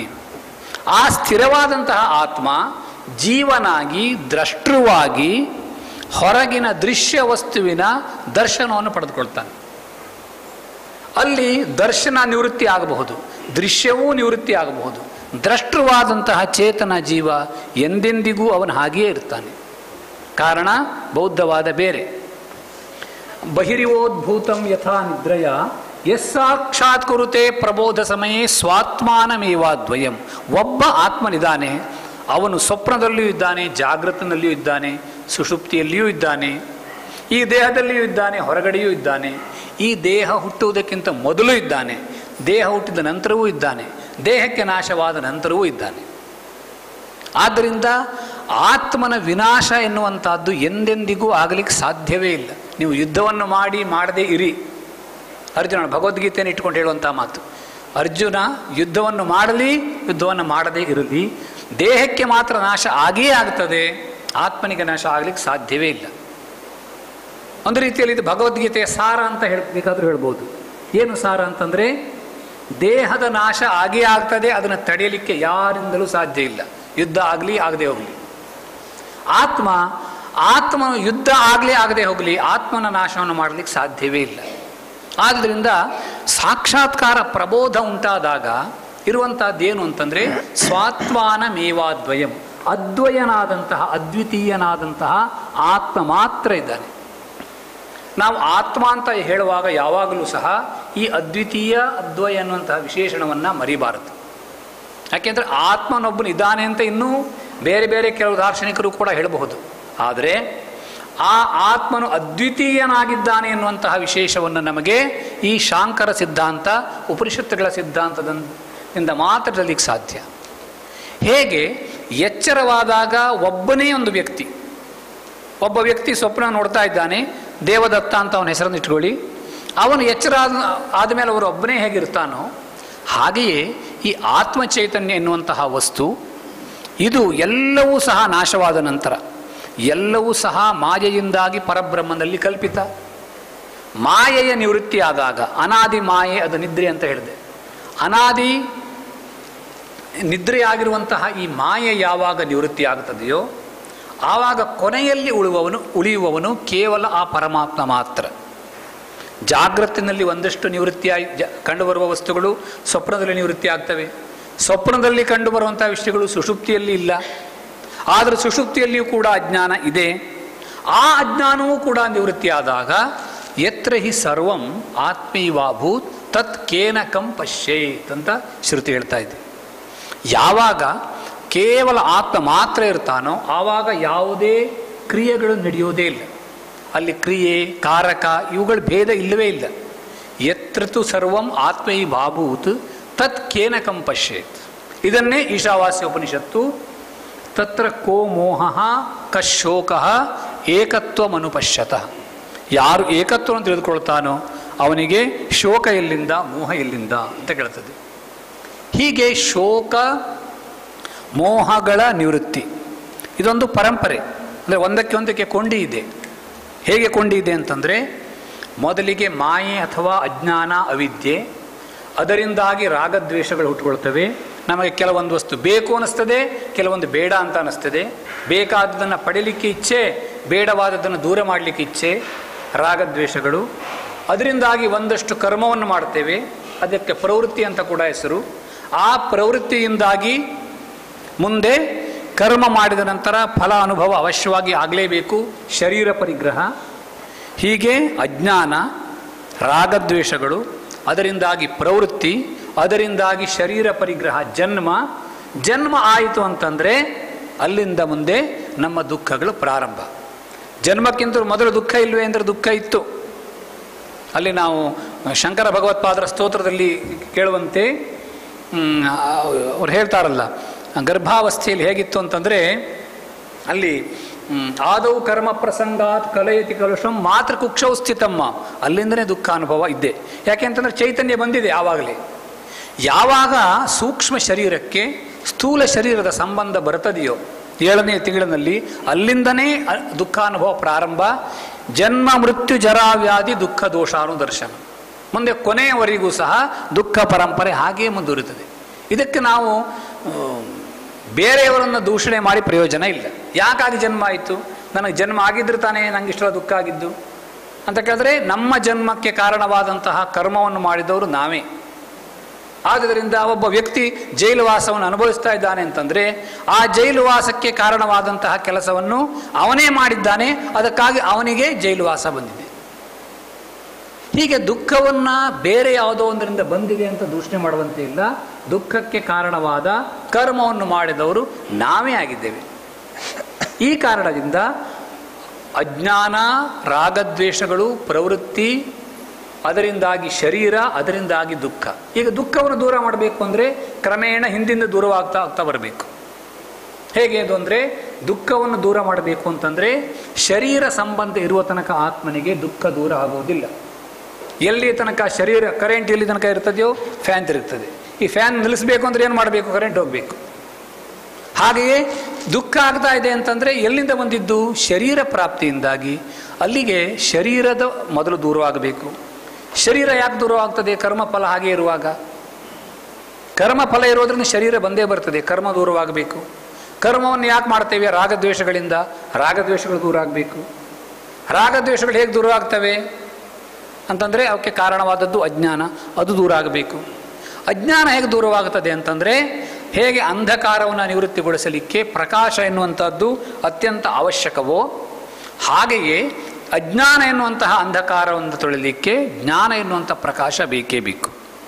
ಆ ಕಾರಣಕ್ಕಾಗಿ ಜ್ಞಾನೋತ್ಪತ್ತಿ ಎನ್ನುವಂಥದ್ದು ಅದೇ ಸಾಕ್ಷಾತ್ ಕುರುತೆ ಪ್ರಬೋಧ ಸಮಯ. ಆ ಪ್ರಬೋಧ ಅಂತ ಏನಿದೆಯೋ ಆ ಪ್ರಬೋಧ, ಆ ಪರತತ್ವದ ಪ್ರಬೋಧ, ಇದು ಸ್ವಪ್ನದಿಂದ ಉಂಟಾಗುವಂತಹ ಪ್ರಬೋಧವಲ್ಲ, ಅದಕ್ಕೂ ಮುಂದಿನದ್ದು. ಪರತತ್ವದ ಪ್ರಬೋಧ ಏನಿದೆಯೋ ಈ ಪ್ರಬೋಧ ಆಗಬೇಕು ಅಂತಂದರೆ, ಪ್ರಬೋಧ ಆಯಿತು ಅಂತಂದರೆ ಅದು ನಮ್ಮ ಎಷ್ಟೋ ಒಂದು ಪೂರ್ವಜನ್ಮ ಸುಕೃತದ ಫಲ. ಬಹೂನಾಂ ಜನ್ಮನಾಮಂತೆ ಜ್ಞಾನವಾನ್ ಮಾಂ ಪ್ರಪದ್ಯತೆ.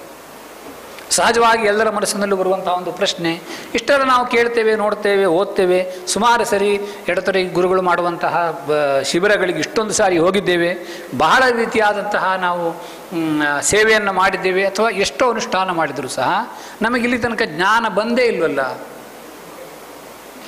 ಜ್ಞಾನ ಪ್ರಾಪ್ತಿ ಆಗ್ತದೆ ಅದು ಇದೆಲ್ಲ ಹೇಳ್ತಾರೆ ಸರಿ, ನಮ್ಮ ಅನುಭವದಲ್ಲಿ ಏನು ಬಂದಿಲ್ಲ ಅಂತ ಕೆಲವೊಮ್ಮೆ ಅನಿಸಬಹುದು. ಆದರೆ ನೀವು ಒಂದಕ್ಕೆ ಖುಷಿ ಪಡಬೇಕು, ಏನಕ್ಕಂದರೆ ನಾವು ಇಷ್ಟು ದಿವಸ ಪ್ರವಚನವನ್ನು ಕೇಳಿದ್ರು ಕೇಳಿದವ್ರಿಗೆ ನಮಗೇನು ಪರತತ್ವದ ಪ್ರಬೋಧ ಆಗಿಲ್ಲ, ಹೇಳಿದವ್ರಿಗೆ ಆಗಿದೆ. ಯಾಕಂದರೆ ಹೇಳಿದವರಿಗೂ ಆಗಿಲ್ಲ. ಯಾಕೆಂದರೆ ಹೇಳಿದ್ರಿಂದ ಕೇಳಿದ್ರಿಂದ ಬರುವಂಥದ್ದಲ್ಲ, ಶ್ರವಣ ತನಕ ಮಾಡ್ಬೋದು. ಮುಂದೆ ಮನನ ನಿಧಿಧ್ಯಾಸ ಅನ್ನುವಂಥ 2 ಮಹಾನ್ ಅನುಷ್ಠಾನ ಹಾಗೆ ಬಾಕಿ ಉಳಿದಿದೆ.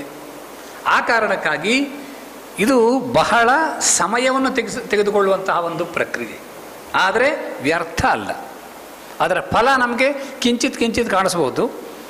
ಈಗ ನಿನ್ನೆ ಬೀಜ ಹಾಕಿದ ಬೀಜ ಸ್ವಲ್ಪ ಇವತ್ತು ಅಂಕುರ ಮೊಳಕೆ ಮೂಡಿರಬಹುದು, ಚೂರು ಇನ್ನೊಂದು 4 ದಿವಸ ಹೋದರೆ ಸಸ್ಯ ಆಗಬಹುದು. ಹೀಗೇ ಬೆಳಿಬೇಕು ಹೊರತು ಇದು ಒಂದೇ ಕ್ಷಣದಲ್ಲಿ, 1 ವಾರ, 1 ದಿನ, 1 ವರ್ಷ, 1 ಜನ್ಮದಲ್ಲಿಯೂ ಆಗದೇ ಇರ್ಬೋದು. ಅದಕ್ಕಾಗಿ ಆಗ್ತದೆ ಅಲ್ಲಿ ತನಕ ತಾಳ್ಮೆಯಿಂದ ಸಹನೆಯಿಂದ ಕಾಯಬೇಕು. ನಮ್ಮ ಸಾಧನಾನುಷ್ಠಾನವನ್ನು ಬಿಡಬಾರದು. ಬಹುಶಃ ಇಲ್ಲಿಗೆ ಸಮಯವು ಮುಗಿತಾ ಬಂದಿದೆ. ಈ ಮೊದಲನೆಯ ಸ್ತೋತ್ರದಲ್ಲಿ ಅದ್ವಯನಾದಂತಹ ಆತ್ಮತತ್ವವನ್ನು ಶಂಕರಾಚಾರ್ಯರು ಪ್ರತಿಪಾದನೆ ಮಾಡಿದ್ದಾರೆ. ಈ ಮಾನಸೋಲ್ಲಾಸದ ಉಲ್ಲೇಖವನ್ನು ನಾನು ವಿಶೇಷವಾಗಿ ಮಾಡಿಲ್ಲ, ಯಾಕೆಂದರೆ ಸ್ವಲ್ಪ ಅದು ವ್ಯಾಖ್ಯಾನ ಪರಂಪರೆಗೆ ಹೋಗುತ್ತದೆ. ಅವರ ಒಂದು ಅಲ್ಲಿರುವಂತಹ ವಿಷಯವನ್ನು ಸಂಕ್ಷೇಪವಾಗಿ ನಾನು ಹೇಳಿದ್ದೇನೆ. ಮುಂದಿನ ಅವಧಿಯಲ್ಲಿ ಮುಂದಿನ ಸ್ತೋತ್ರಗಳನ್ನು ಕುರಿತು ಚಿಂತನೆ ಮಾಡೋಣ. ಇದಕ್ಕೆ ಪರಮ ಪೂಜ್ಯ ಶ್ರೀಗಳಲ್ಲಿ ಉಭಯ ಶ್ರೀಗಳ ಚರಣಕಮಲಗಳಲ್ಲಿ ಮತ್ತೊಮ್ಮೆ ಸಾಷ್ಟಾಂಗ ಪ್ರಣಾಮಗಳನ್ನು ಸಲ್ಲಿಸಿ ವಿರಮಿಸುತ್ತೇನೆ. ಪ್ರಶ್ನೆಗಳಿದೆಯಾ?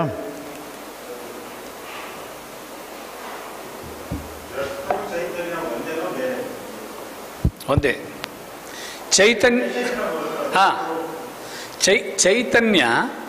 ಚೈತನ್ಯಕ್ಕೆ ದೃಶ್ಯದ ಸಂಬಂಧ ಬಂದಾಗ ಆ ಚೈತನ್ಯ ದ್ರಷ್ಟ ಅಂತ ಹೇಳಿಸ್ಕೊಳ್ತಾನೆ. ಉದಾಹರಣೆಗೆ ಒಬ್ಬ ವ್ಯಕ್ತಿ ಅಡಿಗೆ ಮಾಡುವಂಥವನಂತೂ ಇಟ್ಕೊಳ್ಳಿ. ಅವನು ಅಡಿಗೆ ಮಾಡುವಾಗ ಅವನಿಗೆ ಪಾಚಕ, ಅಡಿಗೆ ಭಟ್ರು ಅಂತ ನಾವು ಹೇಳ್ತೇವೆ. ಆದರೆ ಆ ವ್ಯಕ್ತಿ ಒಬ್ಬನೇ. ಮೊದಲಿಗೆ ಅವನಿಗೆ ಯಾವುದೋ ಒಂದು ಹೆಸರು ಇತ್ತು, ರಾಮ ಭೀಮ ಅಂತ ಏನೋ ಒಂದು ಹೆಸರಿತ್ತು. ಅದೇ ವ್ಯಕ್ತಿ ಅಡಿಗೆ ಮಾಡುವಾಗ ಅವನಿಗೆ ಪಾಚಕ ಅಂತ ಹೆಸರು ಬಂತು. ಹಾಗೆಯೇ ಚೈತನ್ಯ ಎನ್ನುವಂಥದ್ದು ಹಾಗೆಯೇ ಇದೆ, ಒಂದೇ ಆಗಿದೆ.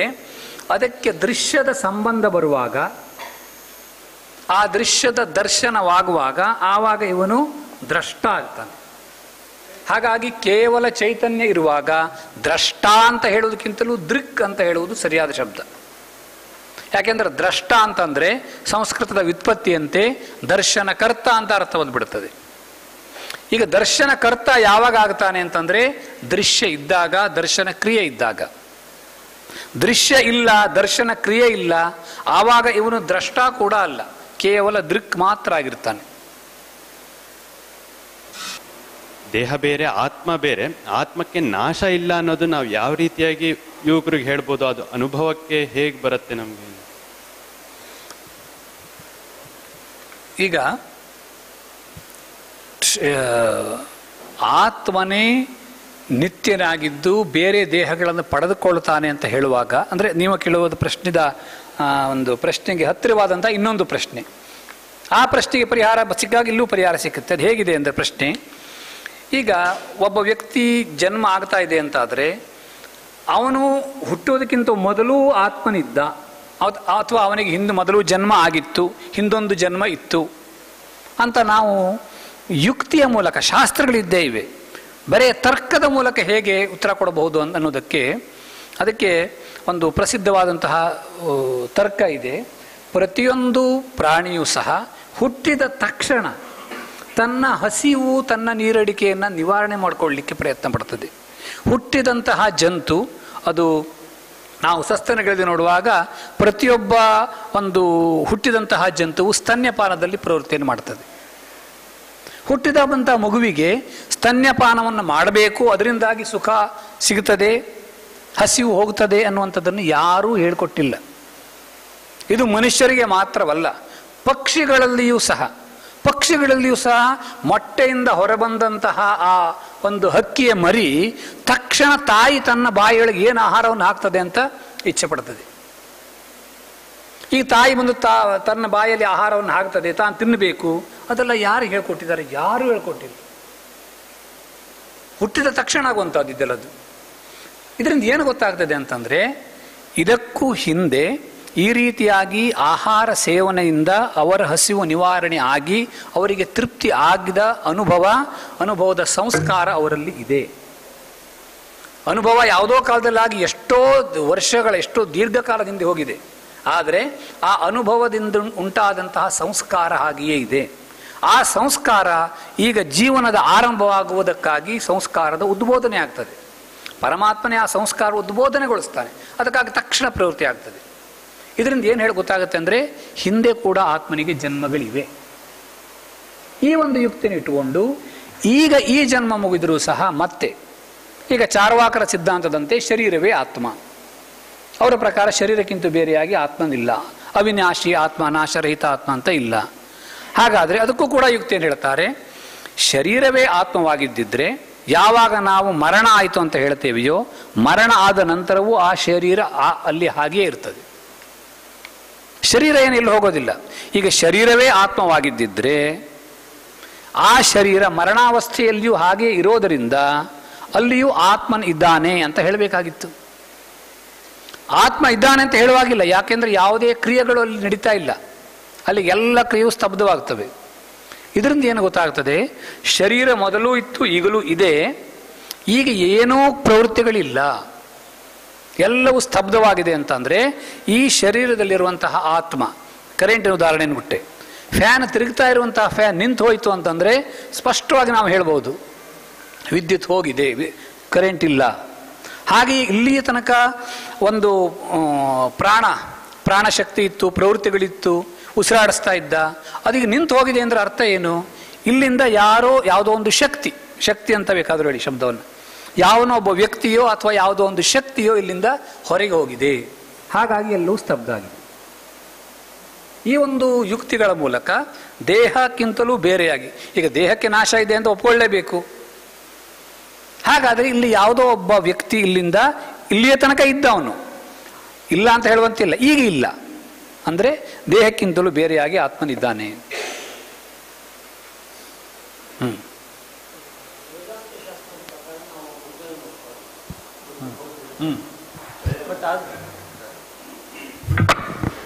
ಆದರೆ ನಾವು ದಶಾವತಾರದಲ್ಲಿ ಬುದ್ಧನಿಗೆ ಒಂದು ಸ್ಥಾನವನ್ನು ಕೊಟ್ಟಿದ್ದೀವಿ, ಎರಡು ಇದಲ್ಲ. ಈಗ ಬುದ್ಧನ ವಿಚಾರದಲ್ಲಿ ಬಂದಾಗ ಅದು ಬಹಳ ಒಂದು ಚರ್ಚೆ ಮಾಡಿ ಎಷ್ಟೇ ಚರ್ಚೆ ಮಾಡಿದ್ರೂ ನಿರ್ಣಯ ಮಾಡಲಿಕ್ಕೆ ಅಸಾಧ್ಯ ಆಗಿರುವಂಥ ಒಂದು ವಿಷಯ. ಯಾಕೆಂದರೆ ಆ ರೀತಿಯ ಒಂದು ಸ್ಥಿತಿ ಇದೆ. ನಾವು ಅದಕ್ಕಾಗಿ ಬುದ್ಧನ ಕುರಿತು ಹೆಚ್ಚಿನ ವಿಚಾರ ಮಾಡದೆ ಬೌದ್ಧ ಮತದ ಬಗ್ಗೆ ಹೆಚ್ಚು ವಿಚಾರ ಮಾಡೋದು ಒಳ್ಳೆಯದು. ಯಾಕೆಂದರೆ ಬುದ್ಧನಿಂದಾಗಿ ಬೌದ್ಧ ಮತ ಬಂದಿದ್ದು ಸರಿ, ಬೌದ್ಧ ಸಿದ್ಧಾಂತ ಈ ಆಸ್ತಿಕ ದರ್ಶನಗಳಿಗೆ ವಿರುದ್ಧವಾಗಿದೆ. ಅದಕ್ಕಾಗಿ ಬೌದ್ಧ ಸಿದ್ಧಾಂತವನ್ನು ನಾವು ಒಪ್ಪಿಕೊಂಡಿಲ್ಲ. ಬುದ್ಧನೇ ಅದಕ್ಕೆ ಕಾರಣ ಆಗಿರಬಹುದು, ಆಗಿರಲಿಲ್ಲ, ಅವನು ಇಲ್ಲ ವೈದಿಕ ಸಿದ್ಧಾಂತ ವಿರೋಧ ಮಾಡೋ ಉದ್ದೇಶ ಅವನಿಗಿರಲಿಲ್ಲ ಅಂತಲೂ ಕೆಲವರು ಹೇಳ್ತಾರೆ, ಅದೂ ಆಗಿರಬಹುದು. ಇದು ಎಷ್ಟೋ ಸಾವಿರ ವರ್ಷಗಳ ಹಿಂದೆ. ಈಗ 2024 ಅಂತಂದರೆ ಹೆಚ್ಚು ಕಡಿಮೆ ಈಗ ಒಂದು 2500 ವರ್ಷಗಳಾಗಿರ್ಬೋದು. ಆ ಕಾಲದಲ್ಲಿ ಗ್ರಂಥವೂ ರಚನೆ ಆಗ್ತಾ ಇರಲಿಲ್ಲ, ಗ್ರಂಥ ರಚನೆಯೂ ನಂತರ ಪ್ರಾರಂಭವಾಗಿದ್ದು, ಎಲ್ಲವೂ ಸಹ ಮೌಖಿಕವಾಗಿ ನಡೀತಾ ಇರುವಂತಹ ಕಾಲ. ಹಾಗಾಗಿ ಬೌದ್ಧ ಸಿದ್ಧಾಂತ ನಮಗೆ ಪ್ರತಿಕೂಲವಾಗಿದೆ. ಬುದ್ಧನು ಹೇಗಿದ್ದಾನೋ ಗೊತ್ತಿಲ್ಲ. ಅದು ನೀವು ಹೇಳಿದಂತೆ ದಶಾವತಾರದಲ್ಲಿ ಗಣನೆ ಇದೆ, ಬೌದ್ಧಾವತಾರ ಅಂತ ಕೂಡ ನಾವು ಸಂಕಲ್ಪದಲ್ಲಿ ನಮ್ಮ ಕಡೆ ಹೇಳೋದಿಲ್ಲ, ಕೆಲವು ಕಡೆ ಹೇಳ್ತಾರೆ. ಅಲ್ಲಿ ನಾವು ನಮ್ಮ ವೈದಿಕ ಮತಕ್ಕೆ ಪ್ರತಿಕೂಲವಾದಂತಹ ಬೌದ್ಧ ಸಿದ್ಧಾಂತವನ್ನು ದೂರ ಇಡ್ತೇವೆ ಅಷ್ಟೇ. ಬುದ್ಧನು ಹೇಗೆ ಇದ್ದಾನೋ, ಯಾವ ರೀತಿ ಮಾಡಿದ್ದಾನೋ, ಹೆಚ್ಚಿನವ್ರು ಹೇಳುವ ಪ್ರಕಾರ ಅವನು ಈ ನೈರಾತ್ಮ್ಯವಾದ ಅಂತ ಬರುತ್ತೆ ಒಂದು, ಅಂದರೆ ಆತ್ಮ ಪ್ರತ್ಯೇಕವಾಗಿ ಸ್ಥಿರವಾದಂತಹ ಆತ್ಮನಿಲ್ಲ ಅನ್ನುವಂಥ ಒಂದು ಮುಖ್ಯ ಸಿದ್ಧಾಂತ. ಇಂತಹ ನೈರಾತ್ಮ್ಯವಾದ ಅಥವಾ ಕರ್ಮಾನುಷ್ಠಾನ ಮತ್ತು ಅದರ ಫಲಭೋಗ ಇದೆಲ್ಲವನ್ನು ಅವನು ನಿರಾಕರಣೆ ಮಾಡಲಿಕ್ಕೆ ಹೋಗಿಲ್ಲ ಅಂತ ಹೇಳ್ತಾರೆ. ಒಟ್ಟಿನಲ್ಲಿ ಆ ವಿಚಾರದಲ್ಲಿ ಸ್ಪಷ್ಟವಾದ ನಿರ್ಣಯ ಸಿಗುವುದು ಕಷ್ಟ.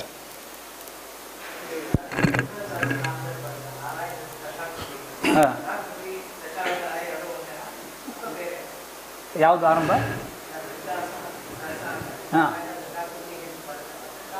ಆರಂಭ ಯಾವುದು?